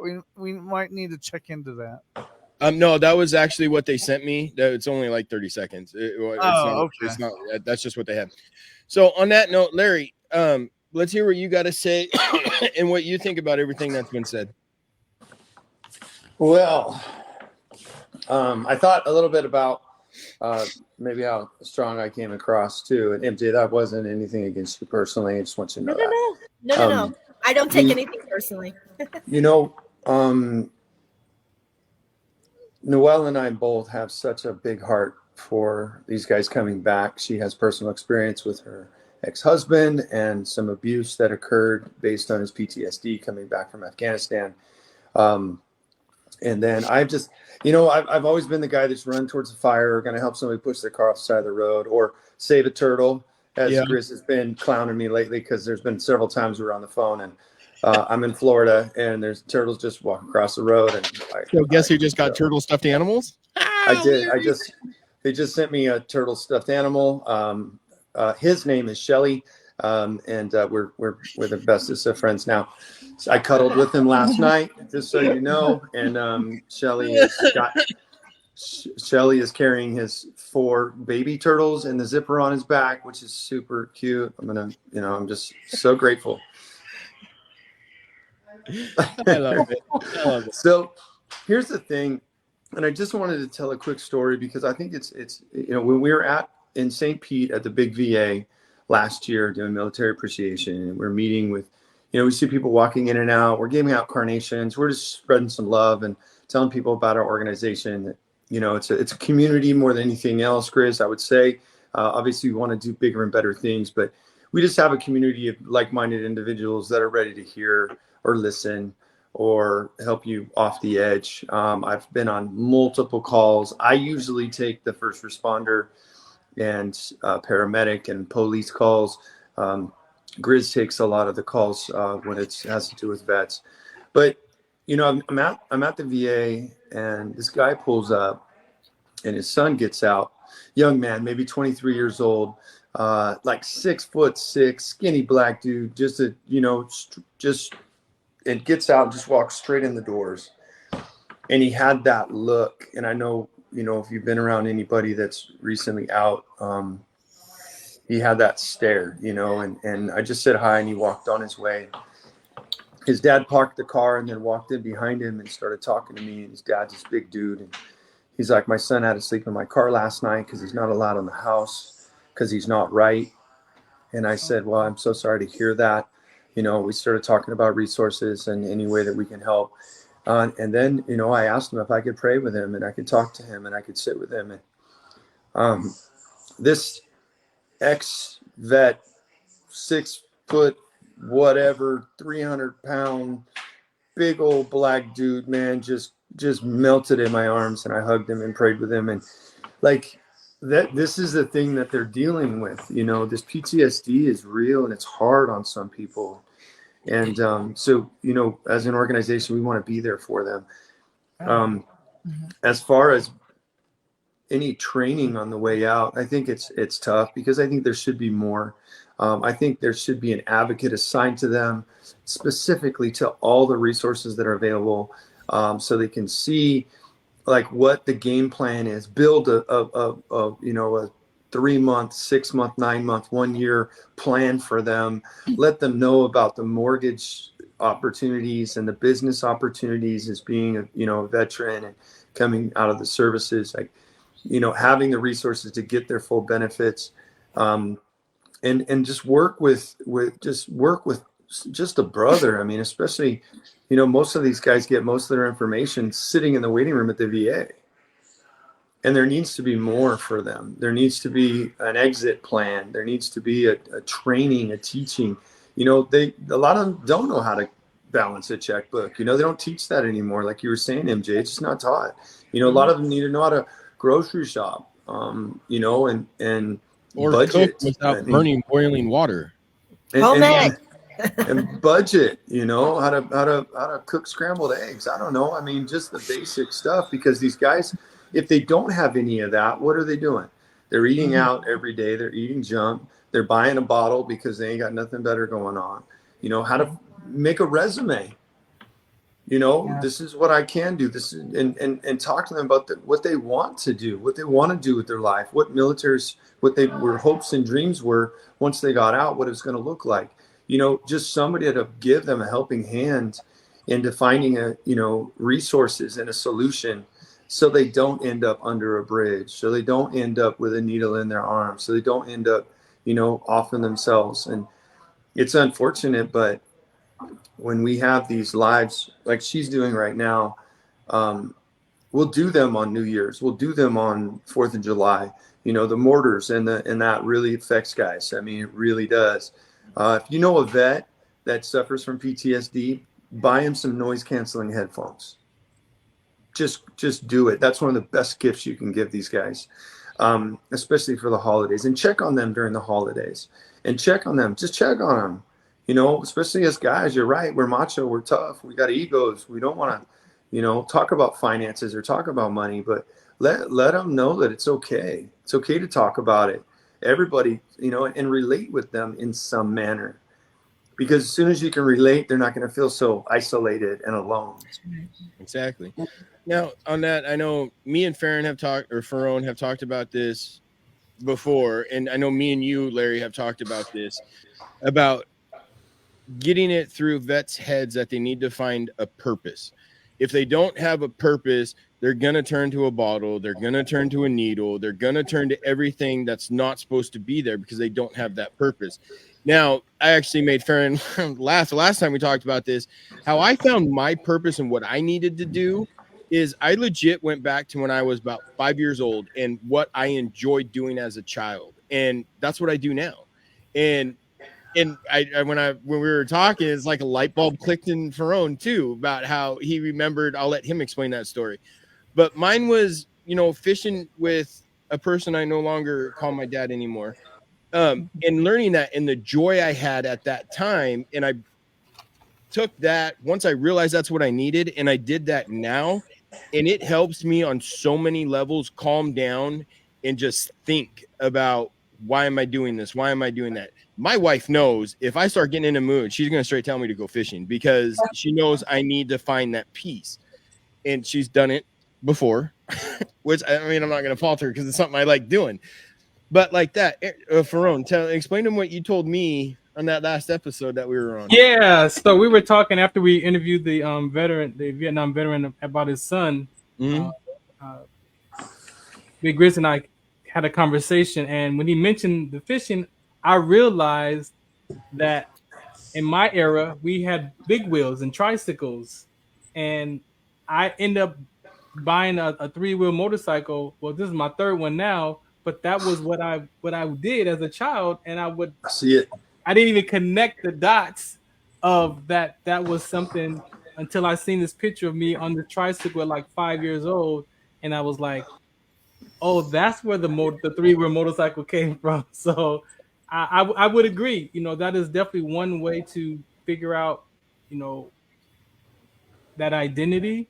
But as a spiritual level, as I've heard Amber and MJ and Larry talk about, it was for me when I looked at, after all the stuff that I made up that my subconscious mind survived from and made up, then what was my purpose? And being in church as a child, those seeds that were planted by my grandparents and my mom and my dad, it was like, oh, purpose, passions, and gifts come from the Lord, from the Bible. So that's where I went when they posed this question to me, what's your purpose then? Now that you've made up all these stories, it's not true about who you are. What's your purpose? And I went to look at that because that's what I had grew up in. And that's where I found that my sickle cell trait, yes, I was born with that gene, and I had my experiences with it. And then I found a whole nother community of people where that conversation was important, because people are dying from that inherited gene and have no idea.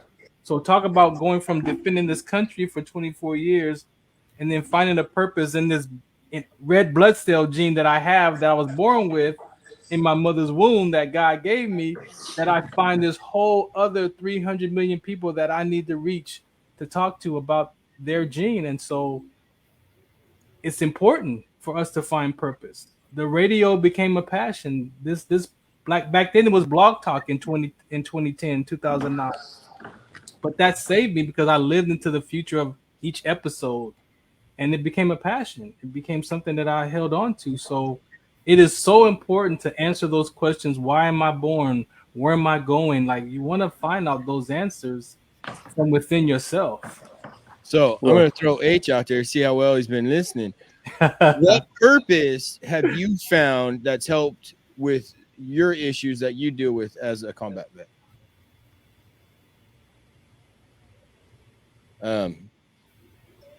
Joel, you might be muted. I don't know what's going on. Yeah, there's just a little bit of a delay.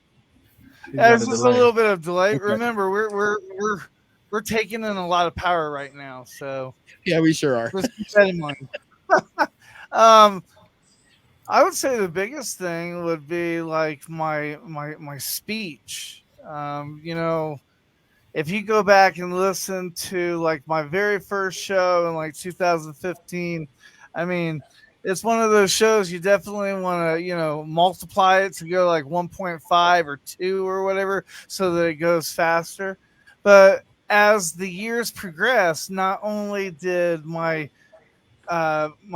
mental state got better, especially after my mom died, my being able to talk like fluently and not like search for the words, sooner or later it gets better because you're constantly doing it, you know?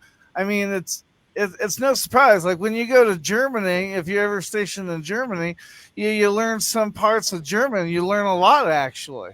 But then if you don't use that German, you kind of, if you don't use it, you lose it kind of thing. Okay. MJ, what do you think on that? What purpose have you found? I mean, obviously I'm pretty sure I know, but let's get down to the viewers. What purpose have you found to combat and to help with your issues that you have as being a veteran? You know, on my very first show on MBR that I did, it was called Life Purpose, Soul Purpose. And I went through, I thought everybody who enlisted, how you got enlisted. And I forgot the reservists. But for me, I realize now today that if I didn't go in the military when I did, and I didn't have the trauma to my health that I did, and I didn't have the PTSD that I did, there was no way that I could serve as a reverend or a therapist today to help each and every one of you flip it. I had to flip myself. I had to flip those patterns. I had to flip those belief systems, and I had to love me. And I had to remove ego and judgment. And that was the hardest thing. I started at 28 years old to do this. I'm 58, and it took me a while, but by the time that I was able to actually flip old belief patterns and look at a different side and find the conscious or unconscious parts of it, then now is my sole purpose. My sole purpose is service, not service to others, but not in a military sense as a Knights Templar or a warrior. But now I'm allowed to be able to service to others in a more heart-filled way. And I'm able to watch and I listen, whether you believe me or not, but Divine shows me triggers. And when I hear people and I can listen to triggers and they give me the ideology of how to flip those patterns on those triggers. And so as I'm sitting here listening to everybody, they're like, trigger.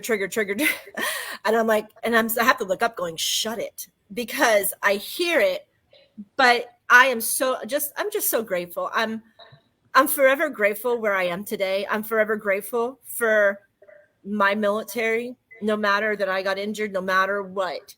I am grateful. I am honored and grateful to be here today, to be able to speak. And I am honored and grateful that each and every one of us as a whole are still here and still able to help assist those who are still struggling and pull them up, right? You always have a buddy, right, Battle? Battle buddies, yeah. Right? So you always have a buddy in life, and you always make sure that that person raises you to the highest frequency possible in life. But I do want to share something. I have to leave here at 6:30. Okay. I'm going to go back to Farron. Yeah, I'm very attracted to you tonight. Not that way, but you know what I'm saying. Honey, there is something. If we don't know this, we are all electromagnetic beings, every single one of us, or we would not be able to have gravity hold us to this earth as it spins so rapidly. That being said, in quantum physics, it teaches us that electromagnetic therapies are capable of re-establishing our DNA patterns. So sickle cell has a frequency bearer of a broken DNA pattern. If you give me I don't know where you live, but I live south of Miami, down by the Keys.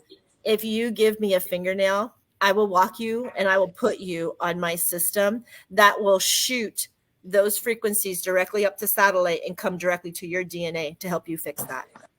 I can't promise you the world, but I can't promise you the world, but I can tell you that I've watched people with arthritis. I've watched people with ADHD.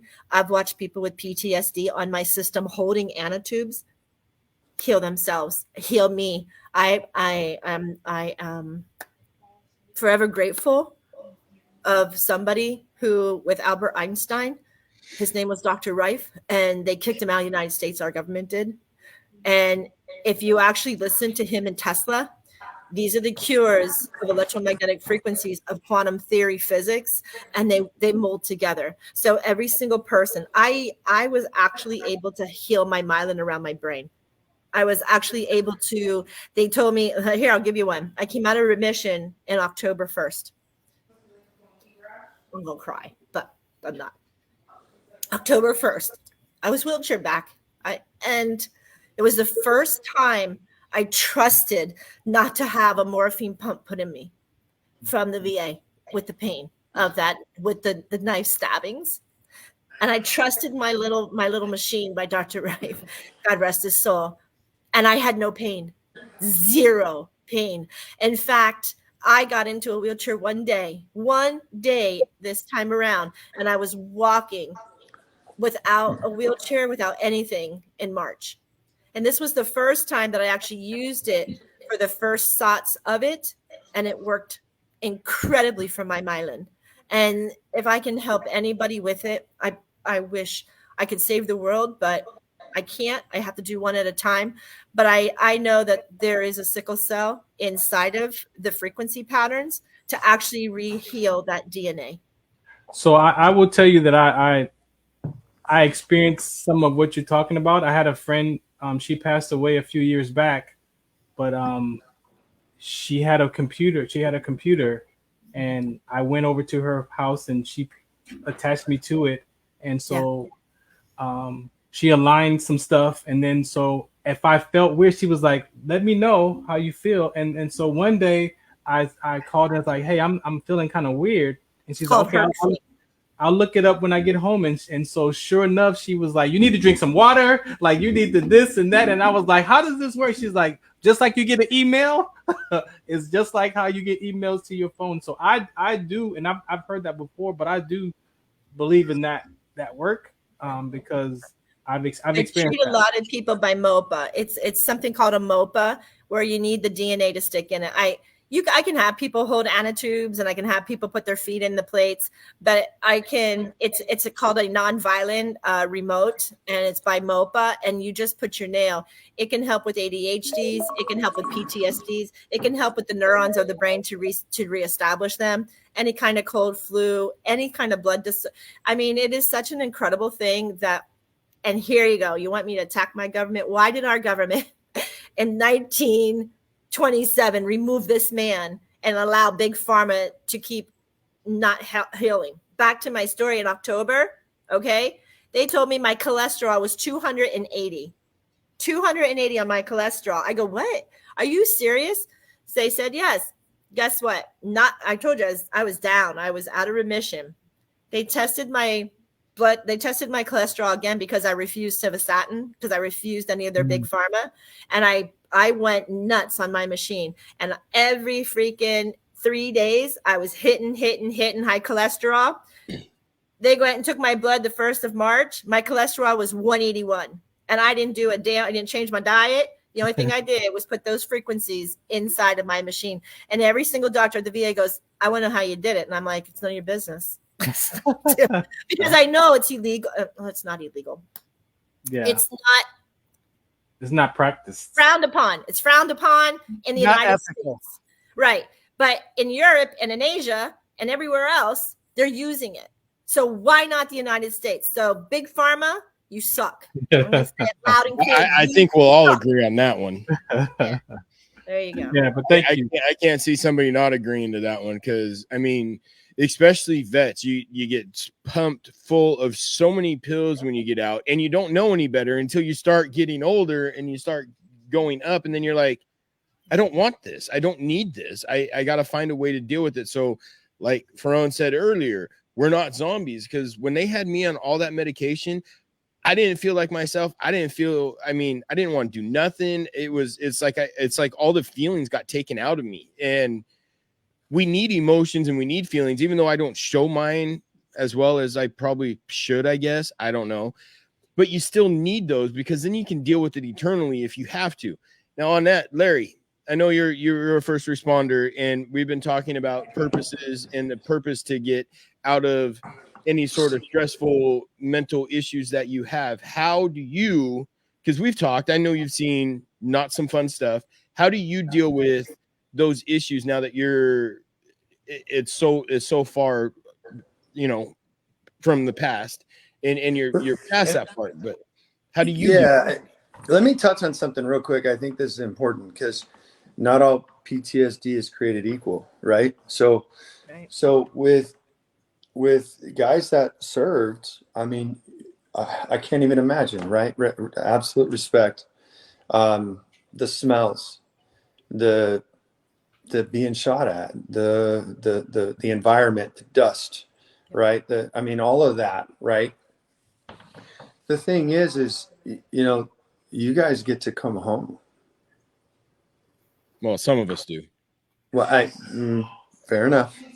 My bad. But y'all get to, you get discharged. You get to come home, and even though that remains in your mind, and you have to battle that, you still get to leave that environment, right? Other than what's in your mind. Yeah. As a first responder, especially police, paramedics have it really bad, but we got to drive by that spot on the highway where that baby was ejected out of the car seat. We got to drive by that house or that neighborhood where that mom, took OD'd in front of the kids, and, the babies were found, whatever. Like those kind of things, we don't get to check out of that environment.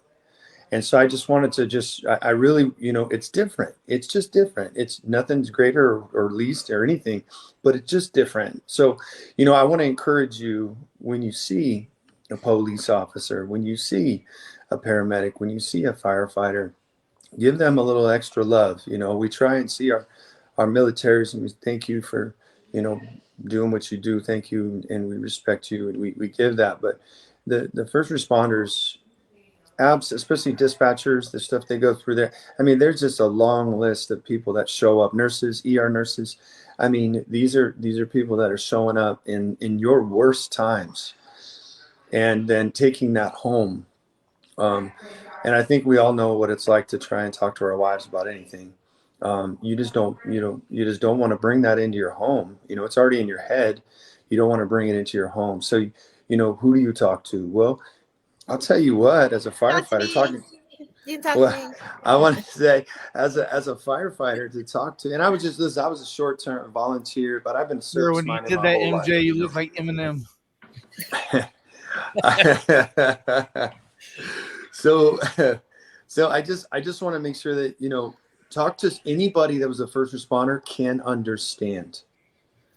They can understand, don't just keep it in, and reach out to those guys. So as far as how I kind of got through it, my Lord and Savior, Jesus, man, does everything for me every day, all day. I just serve. And I was just talking to an old pastor that I had years ago, and, ministry minded and kingdom minded, and building the kingdom, and trying to, Noelle and I had a talk a long time ago, right as we founded Lady Liberty, and it was, we can help vets pay their bills. We can help get them medications. We can help them with resources. We can talk them off the ledge. We can do all kinds of amazing things for people.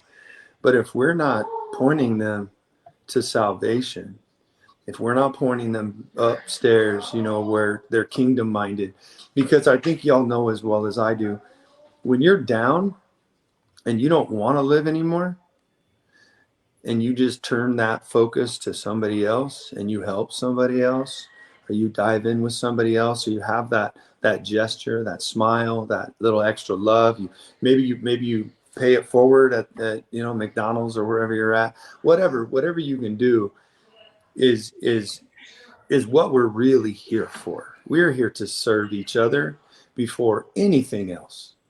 And so I think the biggest thing for me is knowing that I have no regrets, everything that I've gone through. And I grew up in Los Angeles. I grew up in the hood. I spent some time with, in the gutter for sure.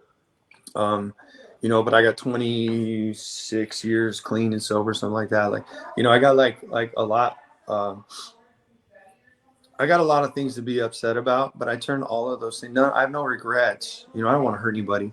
If I ever did, I regret that. But I have no regrets, because everything that I've gone through, everything that I've been through, every trial, tribulation that I've gone through was put in my life so I can talk to somebody on a level that nobody else can. And God will put that divine appointment in front of me, and I will make that happen for that person, because I heed the call. I heed the call in a moment's notice. I've driven 3 exits and felt so led, turned around and went back to that off ramp and talked to that guy or helped that whatever. That's what we're here for. You need to be in tune with your spirit, your Holy Spirit. You need to be in tune, and you need to be able to heed that call, because that's truly what we're here for. So for me, Grizz, I'm here to serve. I'm going to continue to serve till the day I die, whether it be with, a mask on and a SCBA tank on, walking into a fire, or whether it be, walking down the street talking to a dope picking fiend. up turtles off the side of the road, or picking up turtles. Yep, I'm gonna save turtles. I'm gonna do whatever I can.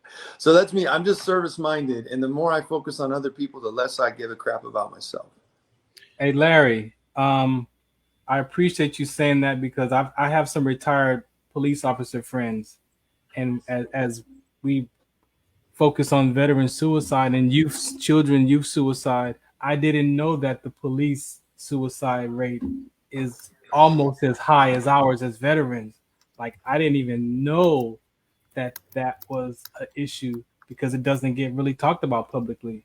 So when you said that, it's that's why for me it's a human being flaw that we have to do. The labels that we label police officer, veterans, youth, we're people first. And I appreciate this talk, because being in my walk with Christ these last 4 years, and it's phenomenal. It's phenomenal, because all the stuff that I went through, from remembering 2 years old up until today at 54, all those decisions that I made, He's using those to help people discover their own strongholds, because I was able to discover my own strongholds in so many different levels. And so to be able to now teach that with youth and adults in church, it's can I, hey Grizz, we're gonna take a break. When we get back, hold that thought. When we get back, Larry, you're on the spot, and for that thought, and then we'll bring in how I started my podcast. You guys, you're listening to Big Grizz Show. Hashtag Big Grizz in the comments for a chance to win a specialized painting from Miss Noelle, that's down there painting herself right now for MBR's birthday. Let's go to break, Joel. It's the guts and it's the glory. 100 stripes, 100 stories. It's the Pledge of Allegiance on the 4th of July. It's them handwritten letters from home. It's them sleepless nights alone. It's his newborn baby he left with his wife. Mr. Red, White, and Blue, lay down and hear the line. Mr. Red, White, and Blue, for these stars and stripes.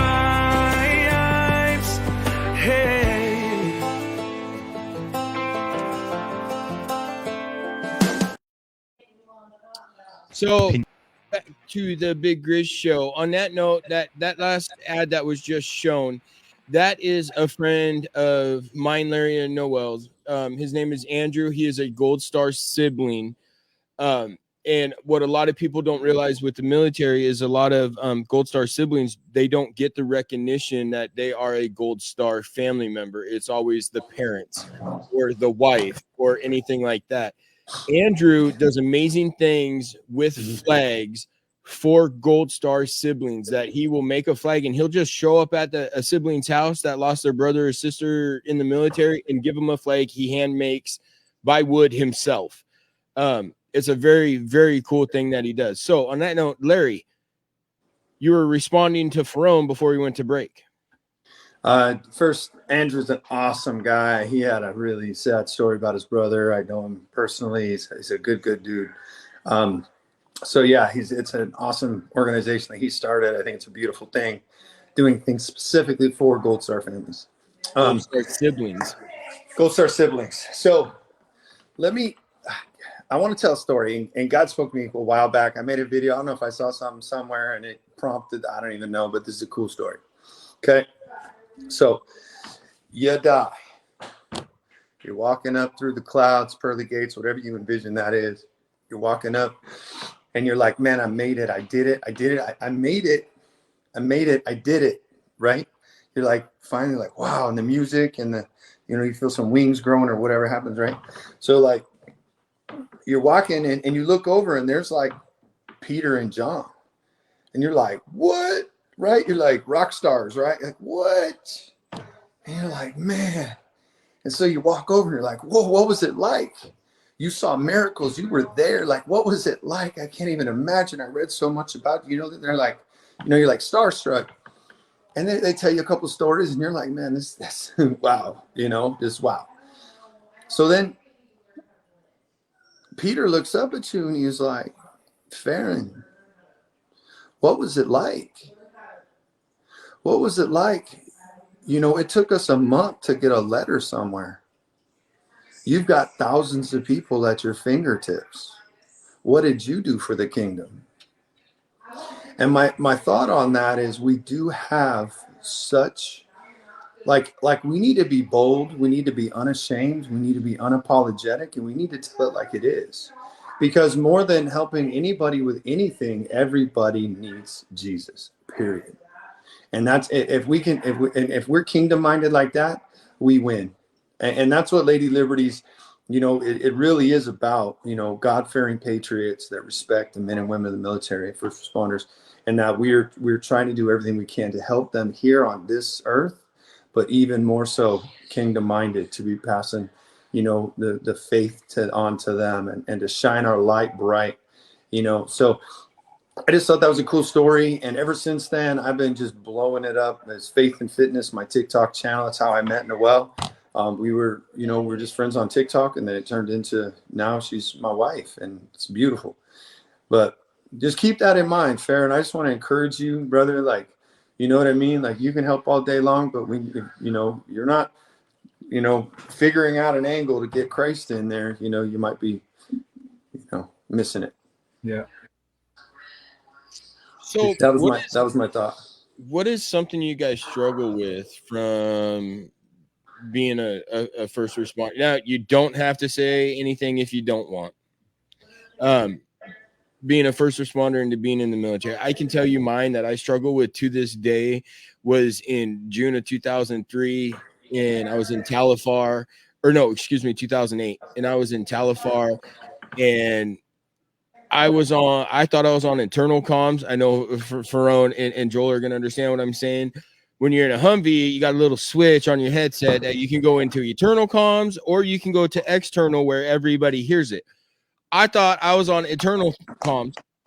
Boy, was I wrong, because I thought we were taking fire from what I could see, and I was on external. All of a sudden, some little birds came over and blew the crap out of a building. I had no idea we had air support. I had no idea it was on external comms. The hard part for me was when we went into the building to find out what was happening. It was 3 kids with Roman candles at 3:00 in the morning. And I struggle with that daily, that they're not here because of a mistake I made. And I mean, part of me is glad MJ's not in here because that was a mistake I made. If I wasn't on external comms, it would have never have happened. We would have drove in there and seen. But because I screwed up, I got to deal with it's hard for me because I don't want to admit, or I don't want to say that it was my fault, but in the end, it was my voice that caused what to happen. And it's a daily thing, and it is the hardest thing. I mean, I've been shot, I've been blown up, but that is the hardest thing that I have to mentally deal with. What do you guys, in your guys' history, what is something that you got to deal with if you're willing to share?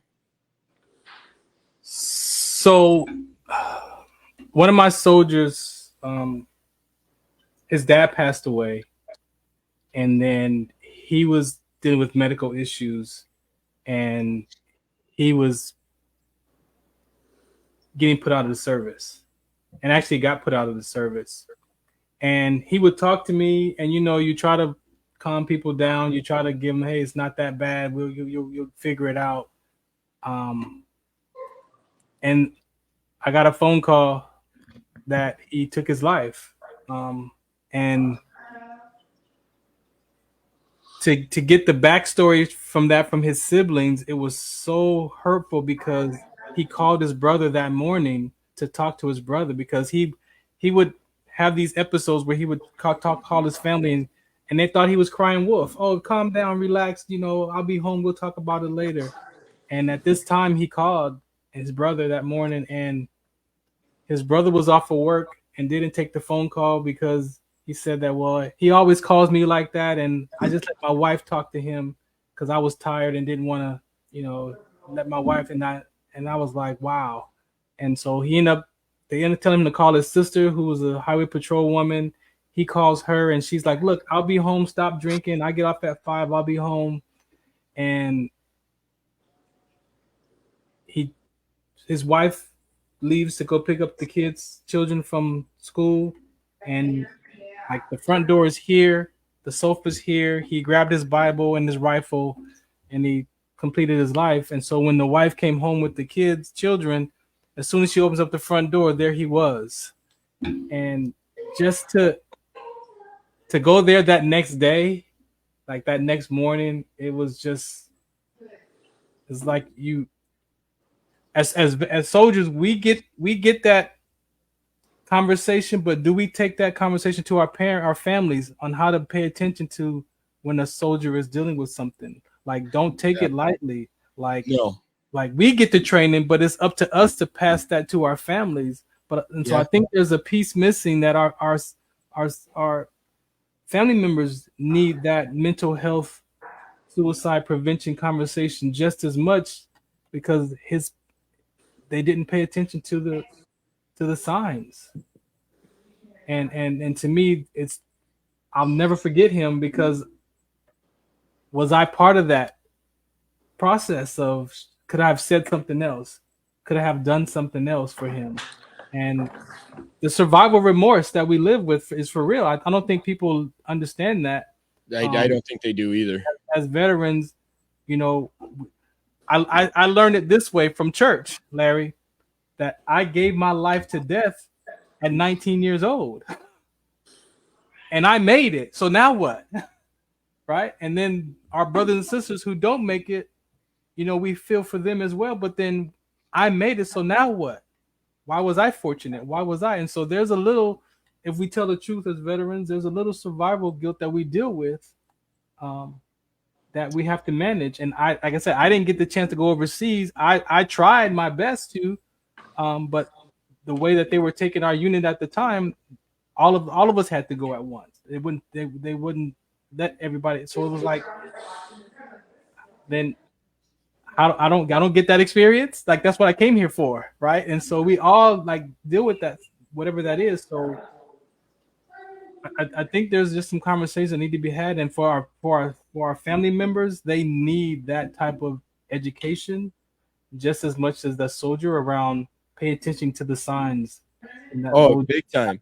Well, and that's a big thing with my show, and that's I mean, you hit a lot of spots on that. My show is all about getting our stories out there that vets are willing to talk about or first responders willing to talk about, so civilians can understand and they can see any type of issue. Like if we go out, like my wife knows now, like we go out, I have to have a cart in front of me. I have to push the cart, but I have to keep everybody at least 4 feet away from me. It's a protective thing for me. But she also knows from my show, and other people will know, that if I'm quiet and if I'm like with my back to the wall, something's going on. Something's making me nervous.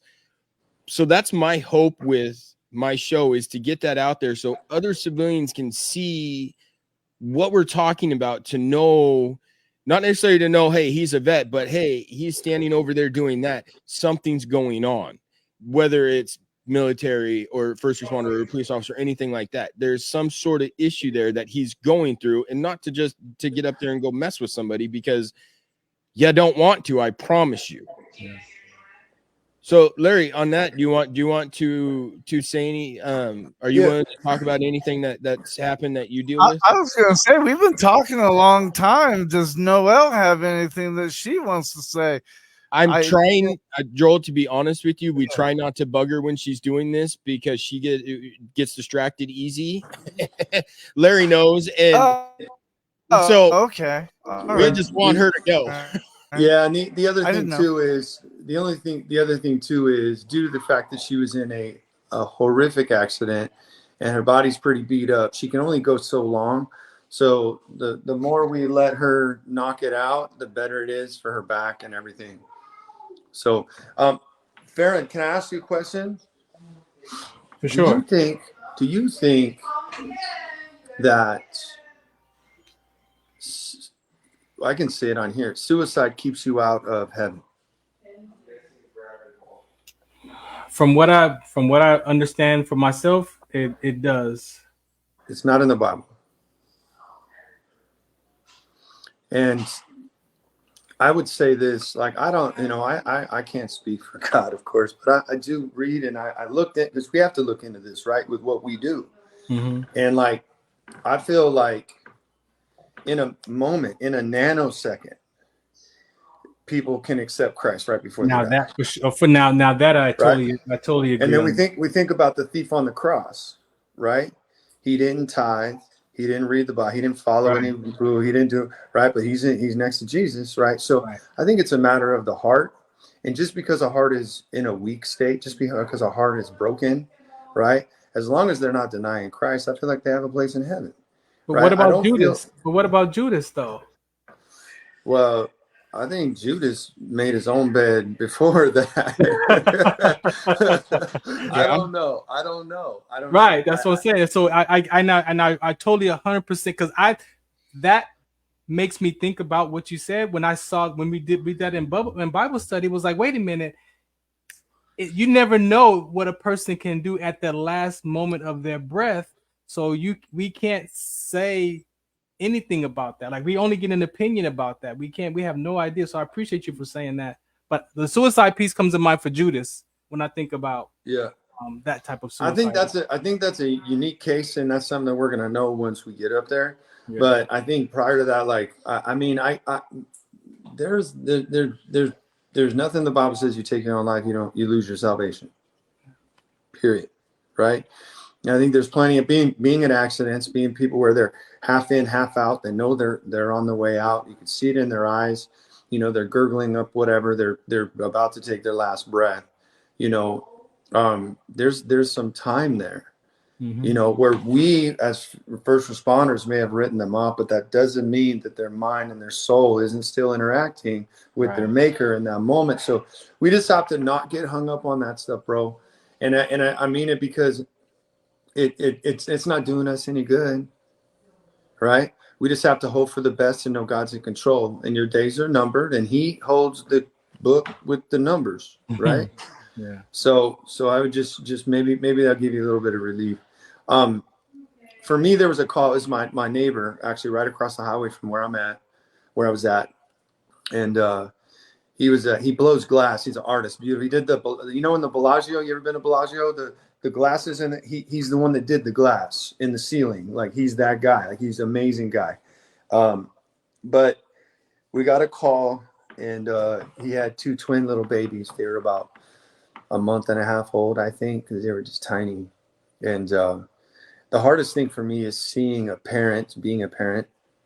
My little girls were just a little older than that at the time, but seeing a parent, hold one twin, while the other one, is gone, and they want you to do so much, and you can only do so much, and when you're supposed to call it, you call it, but you go a little longer, you go a little, try a little more, and that terror, that being torn, having this life in one hand. That's just a beautiful mimic image of the one that's over here that's purple. And I'll never forget that.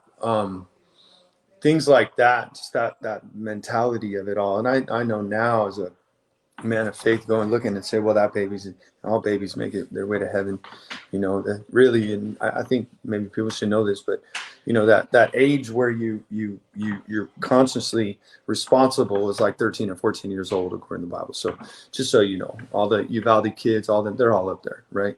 So the other thing was that there was a rollover. A baby was ejected in the car seat because it wasn't strapped in properly, and it slid about 100 yards face down. And so that was something that I'll never forget. Those are hard things, and that's one of those spots on that highway, Interstate 5 in Oregon. That's one of those spots that I'll just never be able to drive by without thinking about that moment. You said you're Loma Linda. Where you live? I mean, what city? Not on TikTok. I live in Fontana. Oh, you live in Fontana. I used to live in Hemet. Oh, yeah, Riverside, San Bernardino, Rancho Cucamonga, right, Upland. I was all IE. The IE. Yeah. I'm a SoCal boy.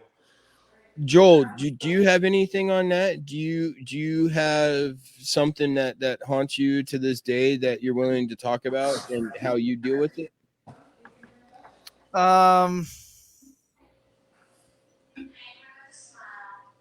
So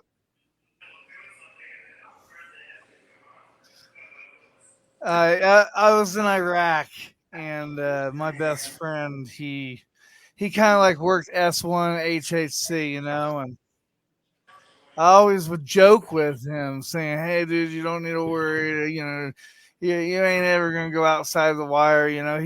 He was the kind of guy that would bring me in dust. I mean, that was his job, and I said that, and then when we went to the GNC, because we was kind of like OP guard section, like the internet and everything went down, and that was normal, with the whole like battalion stuff, like for the internet and the phone lines to go down every single day. I mean, that was pretty normal, you know what I mean? And we had a meeting after it, and they said Brock Buckland had been killed. And the amount of disgust I had with myself, because I always joked on something, we had that little thing, knock on wood kind of thing. Here I am joking with something, and then I have to live with that. Yeah. I mean, we all have those. And it wasn't just him. Like, it happened in my first rotation. It happened when we was there, and Nieves died. And it wasn't I was trying to be like funny or whatever, but like I find myself that person that wants to be in the room, that kind of wants to, keep their stress down, hey, don't worry about this. We got a Democratic as a president. We're never going to war. Don't worry about it. Not stuff that I like really truly believe, but just something like try to crack jokes with, to kind of bring their anxiety out, because I've learned the hard way, when you bring out everybody's anxiety, it doesn't help the situation. So, just poking the bear or making it worse than it already is. I mean, it doesn't help the situation, and sometimes we got to take a step back and realize that. Hey, the great Wheezy, G Wheezy, you're jumping out saying hi. No, these issues suck, and that's, in my opinion, if I could talk more about what had happened with me, I think getting the stories out is actually going to help more on the helping civilians understand. And that's one thing vets are really good at, is hiding. We hide our feelings, we hide our emotions. We're very, very good at that until it creeps up, and then it kicks you in the ass when that happens. And that's not the fun thing. So if somehow we can get everybody, or get keep doing what we're doing and get these stories out there, so more people can understand. And hopefully seeing this, people are going to, more vets or first responders are going to be like, hey man, I want to get my story out. I mean, I've had people, that's what we were going to talk about in my podcast, how it started. My bad, I forgot. But it is one of those that just helps get those stories out and gets people to understand what we go through day to day. Now, Joel, you wanted me to talk about how I got started with my podcast. So I have personally had my podcast for, I don't know, about 3 years now. And how I started it was I had this mic just like this on a boom. And I would stick my phone on there on speaker, and I would talk to the person on my phone, and I would record it onto my computer, and it would pick it up. That's how I started my podcast. And it worked. I mean, it did great. I had it for 2 years, and then all of a sudden I get an email from Mr. H down there. Hey, I seen your podcast and I listened to it, and I think you might be a good fit for MBR, however the email went. That's how I ended up here. So if anything, anybody takes, if you want to do something, you just got to do it. And what you want to do and what your end dream or your goal is going to be, or your goal is to get to that point, you have to put the work in. If you don't want to put the work in, you're not going to have the opportunities that you're dreaming of, but you got to put the work into it. At least that's how I see it. So that's my story on my podcast. So, do you have a story, Farron? Do you have a beginner story, Farron? Hold on 1 second. Okay.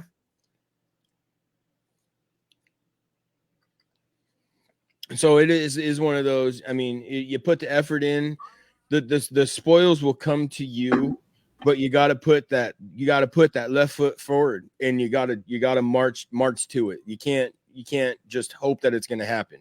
And we've seen that. You just can't be entitled. You guys, people listening, you have to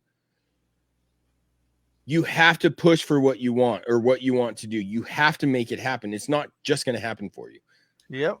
I want to say one thing I learned about broadcasting. Like I said, back then it was Blog Talk Radio, and then it was internet radio, and then it became podcasting. One of the things that my buddies taught me or showed me early on was about 80% of podcasting for some people is ego driven. It's ego driven, right? And that's why we had this conversation the other day. and that's why some people fail at it, whatever failure is to you, or why ever they quit or they don't pursue it anymore, because a lot of it is ego driven. And when he shared that with me, I looked at why I started broadcasting, and it wasn't because of my ego. It was a passion that saved my life. So I want to say that for those that are interested in doing podcasting or broadcasting, recognize when your ego is in the way, because it can also be detrimental to your show.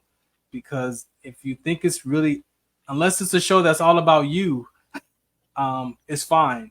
But when you get into a conversation and you want to help other people genuinely, sometimes that ego, and it's not a bad thing. Sometimes it's the fear of, am I doing it right? Like, there's no right way. When we go live, hey, I go through the whole show, whether there's technical difficulties, like you got to be okay, especially if you want to be a live broadcaster. If you want to do it pre-recorded, then you can manipulate it after the fact. But a lot of times when you do a live show, anything is possible, and you've got to be okay, and you're not gonna look bad, right? So when I say ego, is also you're not gonna look bad if something goes wrong, if something happens. You got to be okay with that.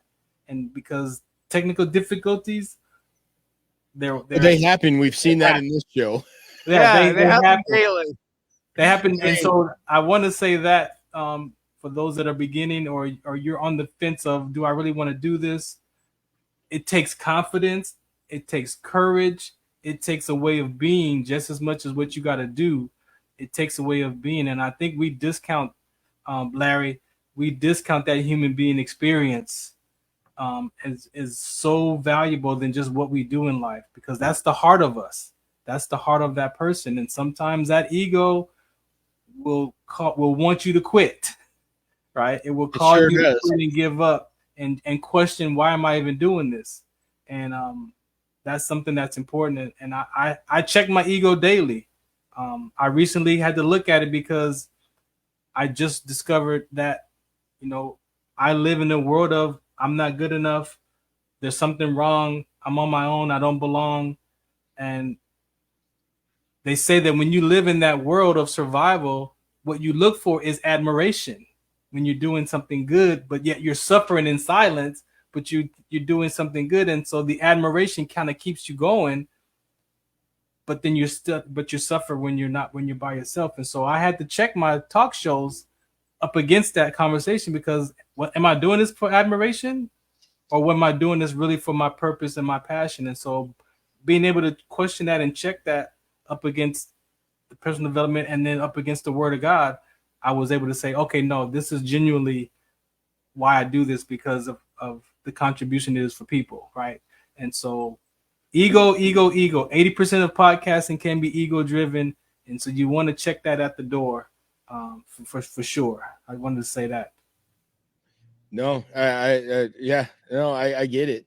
And like, even when I started, you're talking about ego. Even when I started my podcast, when you're posting podcasts, and I was doing it almost every other day, and you're posting it and you're not seeing views, you can get down on yourself real fast. Like, is this even worth it? Now, the fact that I pushed through and I kept doing it, I mean, we've hit probably over 100 people between all the different platforms today, not to mention at one point there was 30 on TikTok. So it's pushing forward, and we just got to keep doing it, and everybody's got to do it. I mean, if you're going to win the lotto, you got to go buy a ticket, right? Larry, I wanted to talk to you more often offline, man, because the spiritual conversations are so important in these aspects. Because again, when it came to the likes, and when I started, it was never for how many views I got. It was never for I got to get a sponsor to pay for it. But then when you get exposed to that, then it becomes the driving force of, I got to have this many views and this many, and I got to get a sponsor to pay for this. And then God, the Holy Spirit nudged me and says, who you supposed to reach, you're supposed to reach. And it's not the whole world. It's not about reaching the whole world. There's a community of people that you are going to reach. And if it's the one person in their room that listens to that show, or they might watch that show 5 years from now, like, you can't look at the numbers. And what I got was from my military career, all of this putting together is be the leader of your conversation, not of man. And that helped me peel off that military mindset. It helped me as an advocate for sickle cell trait. And not everybody cares about sickle cell trait. And I have to be okay with that, right? And if I don't, then I'm going to make it something wrong. I'm gonna make it a negative that people don't want. They're not, and they're saying no to Farhan. No, they're saying no to that cause, but it's nothing to do. It's nothing to do with Farhan personally. Yeah. And being able to separate yourself from the work that we do and these conversations, again, is very important for your mindset, but for your heart that subconscious mind is powerful, right? And that's when that mouth is closed and that voice is going on and you hear all that cynical and judgmental stuff, but you haven't spoke that out of mouth, that voice is not you. And I had to learn to separate myself from that voice because that voice drove me for many years. So I think, guys, go ahead, Larry. I think too that, just being genuine, right? You were made perfect in his eyes, so live it, and share that hope and that light, and it doesn't matter how many people are watching, when I first met Noelle, we'd get on a live and she had 200,000 plus followers on TikTok. And, there'd be 50, 60, 70 people in that live any given time, right? We'd be going for hours while she's doing her makeup. And what happened was TikTok shut down that account, whether she was being political or whatever the reason being, it shut it down. And she used to say, TikTok this, TikTok that, it did this, it did that, and then, it's a beautiful thing to see her blossoming. And I don't know, about 3 weeks ago, I think she was, I heard her talking to somebody. She's like, no, I know God took down that TikTok because it was getting a little bit too much about me. Oh, wow. A little bit too much about me. Good for her. And I know it's a beautiful thing, and then seeing her blossom and grow, or telling somebody, I think your wife, Naomi, has a whole lot to do with this, Grizz, to be honest.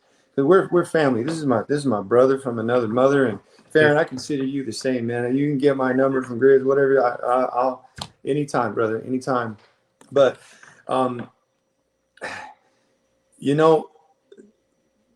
there was a time because I was faith and fitness. That was my thing, right? But there's a little more fitness than faith for a while, and there's a little more thirstiness on there than right. A little more whatever, a little, stringer things and getting the likes and all that stuff. And I was in the gym one day and I was in the mirror, I was flexing, I was doing my thing. And God was like, there's your idol. And I was like, no, God, don't take this from me, please, please, please. So I went home. I left right then. And I went home and I took about a week off and I was just thinking about it, praying about it, because I want to serve him and I want to serve him the right way. And he's like, listen, I gave you that passion. That's okay. This is a mission field for you. And it really is. And he said, but you gotta do it for me in all aspects. And so I'm thinking well, what am I not doing? I was like, well, I'm listening to Adam Calhoun and I'm listening to Tom McDonald and I'm Patriot this and that and angry American, all this stuff. And so I'm in there grinding and just mad. And how am I approachable when I got veins popping and I'm just angry? Right. So that obviously, so I need to switch up the music. So I did that. So now it's gospel or, Christian rap or whatever. I mean, I really, really changed that up. And then the other thing was, if this is a mission field, if this is what I'm supposed to be doing, and he's basically said, I'm going to take this from you or you're going to do it for me. Right. And so I pull up to the gym. I usually pray that, I'm going to meet somebody. I'll be able to shine my light a little bit. And then I look for opportunities while I'm in the gym. And ever since then, it's just a game changer for me. So you have to, God gives you, your passion is your passion. That's in your soul that he made you that way. But if you're not doing it for him, it ain't going to be as great as it's supposed to be. Okay, so it looks like Noelle is done. So I know she can hear me. Maybe you can have her show the whole thing that she's done in the camera for us and get that ready. We're going to take a break and Joel, play a song. And when we get back, we're going to run the drawing for the personalized painting from Noelle. So if you guys are watching and you haven't yet, hashtag Big Grizz in the comments and you will be entered for a chance to win a painting from Noelle of your choosing, and I will get you guys together and we'll get that figured out. And they're really cool paintings. I've seen them. They remind me of like Thomas Kincaid paintings. I mean, she's good. What she can do on her, she can do on a painting, and she's not doing it backwards. So you guys, Big Grizz Show on MBRADIO.com. Let's take a break, and when we get back, we'll dive back into this and do the drawing.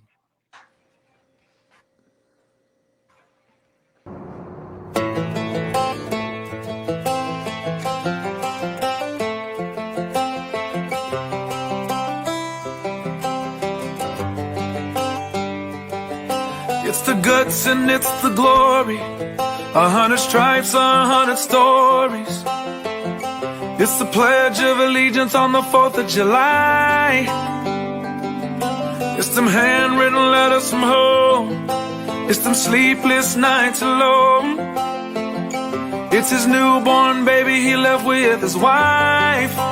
Mr. Red, White, and Blue, lay down, here's the line. Mr. Red, White, and Blue, for these stars and stripes. Hey,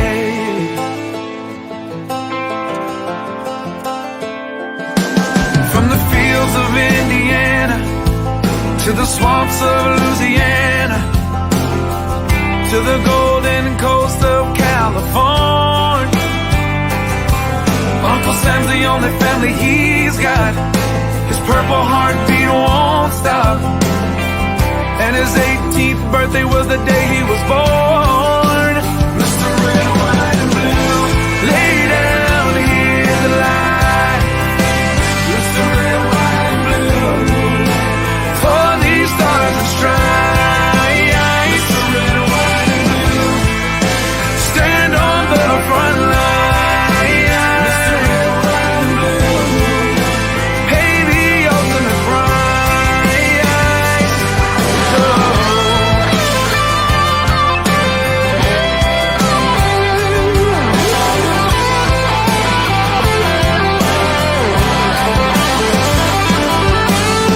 He was the man of the house when he was born.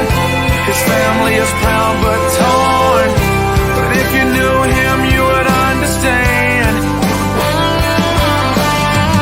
He was raised on how to be brave, just to see the flag still wave. And then he came home with only one hand. He's Mr. Red, White, and Blue, lay down here to lie. Mr. Red, White, and Blue, for these stars and stripes. Mr. Red, White, and Blue, stand on these front lines. Mr. Red, White, and Blue, he'll pay the ultimate price. Lay down his life. Mr. Red, White, and Blue, for these stars and stripes. March in line, march in line. Hey. Hey.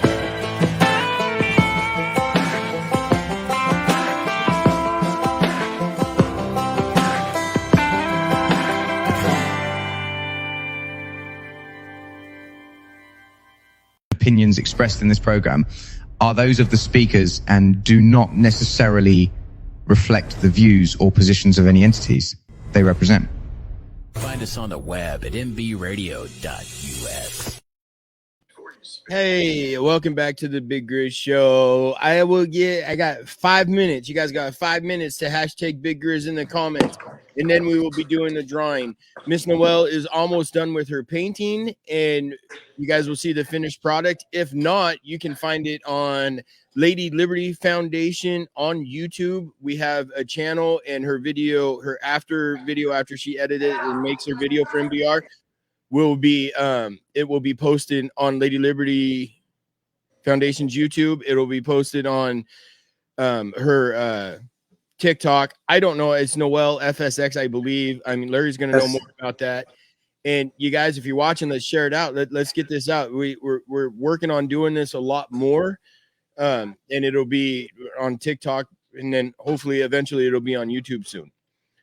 Hey, I just want to point out, when you see the words on her chest, they are actually painted on backwards. Yeah. So it's not like. Yeah, no, I know. It's reverse. She's doing it through a mirror, and she's doing it. It's amazing how she does it. So I don't know. We got about 4 minutes, and then we'll do a drawing.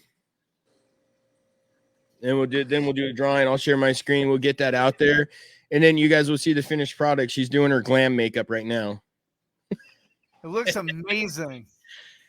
Oh, well, like Larry said, just remember, and you watchers, just remember that when she's doing this, she's doing it backwards. So it's not that she's like painting on a canvas. She's doing it backwards in a mirror. That's how talented she is when it comes to this. We need to get her to do a halftime show at the Nuggets or at your guys is the Trailblazers, right? No, they're in Florida. Oh. But she did. Was it last year? I think she was doing NFL tributes. So it's all tribute based. It's nothing bad. It's nothing that's gonna. It's all for good. And I mean, I don't know. The one she did for the Seahawks was freaking amazing. I ain't gonna lie.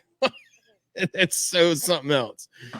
I mean, Joel? Did you see her one she did for Toby Keith? I think so. Yeah, I think so. that one I'd have was to look. right Dude, about like 10 hours after breakfast this morning. So I'm pretty sure it was like between 8 and 10 hours that she did that. And dude, I mean, come on, she's doing this off a picture and then backwards from a mirror. It blows my mind.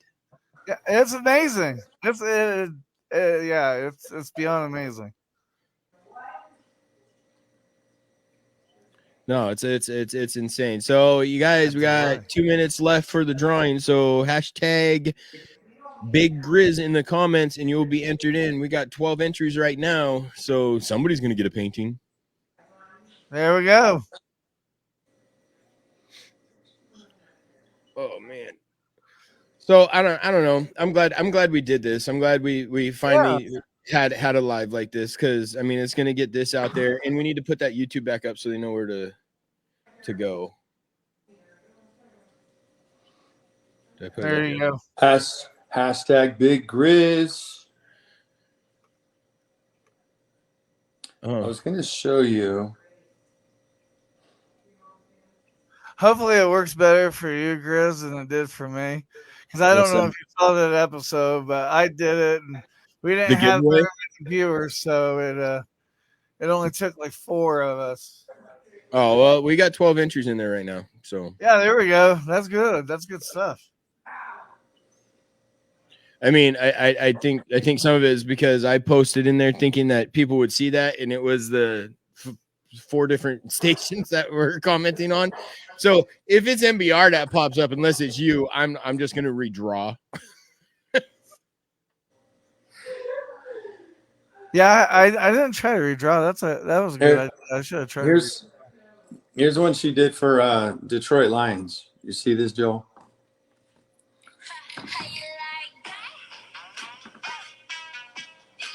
Wow.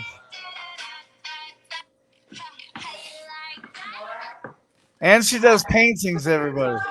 Yes, she does hand paintings, and I mean they're awesome. And after the show, after we're done here, as soon as she's done and we run that drawing, she does intro videos before she paints, and then she'll go and edit a full video together for MBR, about a minute long for TikTok, and that's how she does all of them. So she does a before and after.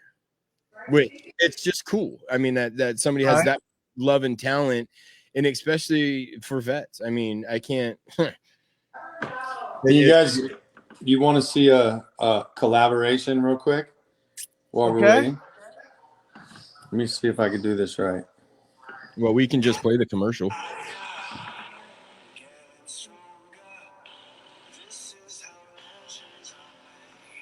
So, Larry, why don't we just play the commercial I have made for that? Well, why don't you do that? Well, okay then.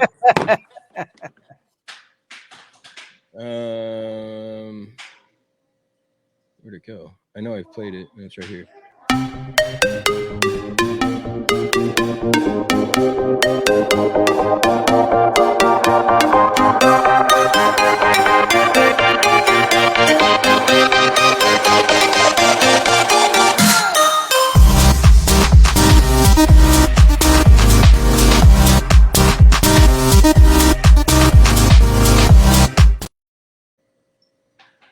So, I mean, that's a collaboration of her first responders and military tributes.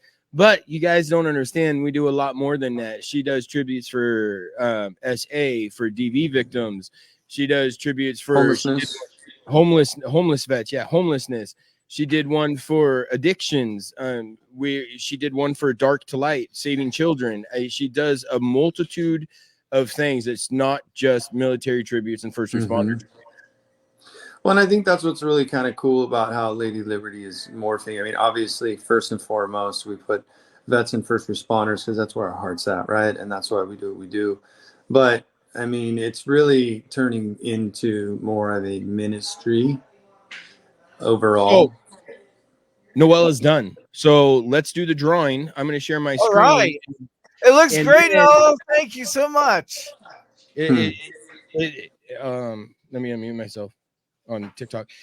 Joel said it looks great. Well done. We're going to run the drawing right now. And then if you can just situate yourself right there, like just stay like that. And I mean, that shows everything. I'm going to run the drawing. You don't have to stay like that. We can see it, but you know. Hold on. Give me 5 seconds. Ready? Screenshot. 1, 2, 3. Say awkward. He's taking a screenshot to put it on. So we're going to run the ad, and I'm going to share my screen, and we're going to run the drawing and see who's the lucky winner. Chicken dinner.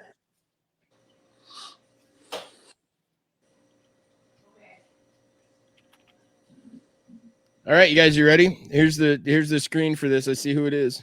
Move me.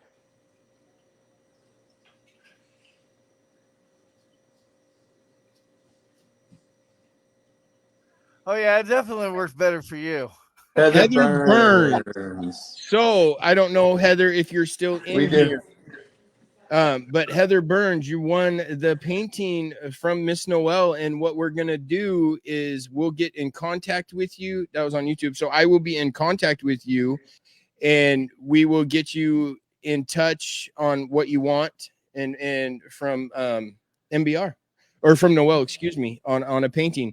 So on that note, you guys, thank you all so much for jumping in. And there's the finished product. Let me take this off so you guys can see these actual words. Because why did it go back up, Joel? Hold on. I got it. Hang on. That's her finished product. I mean, that's beautiful. Guys, it's amazing, and I want to say happy birthday, MBR. And thank you for reaching out and taking the time with me and teaching me. But MBR for vets and first responders. I mean, she literally just did that in 3 hours, you guys. My whole show, that's what she's been doing. It is awesome. Amazing finished product. And I can't wait to see the video you make. So I did not hear what she just said. She said she's excited. Oh, okay. Thank you so much, Noelle, for taking the time to do this. I know you're not feeling all that great, but that was wonderful that you were able to sit, for 3 hours and do this for us. And you guys stay tuned next week, same time. Well, it won't be the same end time, but 4 p.m. Eastern Standard Time. The Big Grizz Show will be on. Hopefully, I'm either going to have it's either going to be a reverend / doctor or a CEO for Northwest Battle Buddies that helps train service dogs and service animals. I'm not 100% sure which one it is yet. I've got to reach out to them. So on that note, thank you guys for watching the Big Grizz Show on Military Broadcast Radio for their birthday bash that we did. And I'll see you guys next week. Thank you, Larry, and I'm glad everything's working out. Well, thanks, buddy. I appreciate you. All right, I'll close this out now, guys. Hold on, give me a second here. That's the show for today, everyone. Thanks for listening. We'll be back next week with an all-new show. And remember, you can listen to us again and again. The podcast of this radio show is available right after we go off the air tonight, anywhere that you can get your podcast episodes. And thanks for joining us today. I'd like to take a moment to talk about something close to my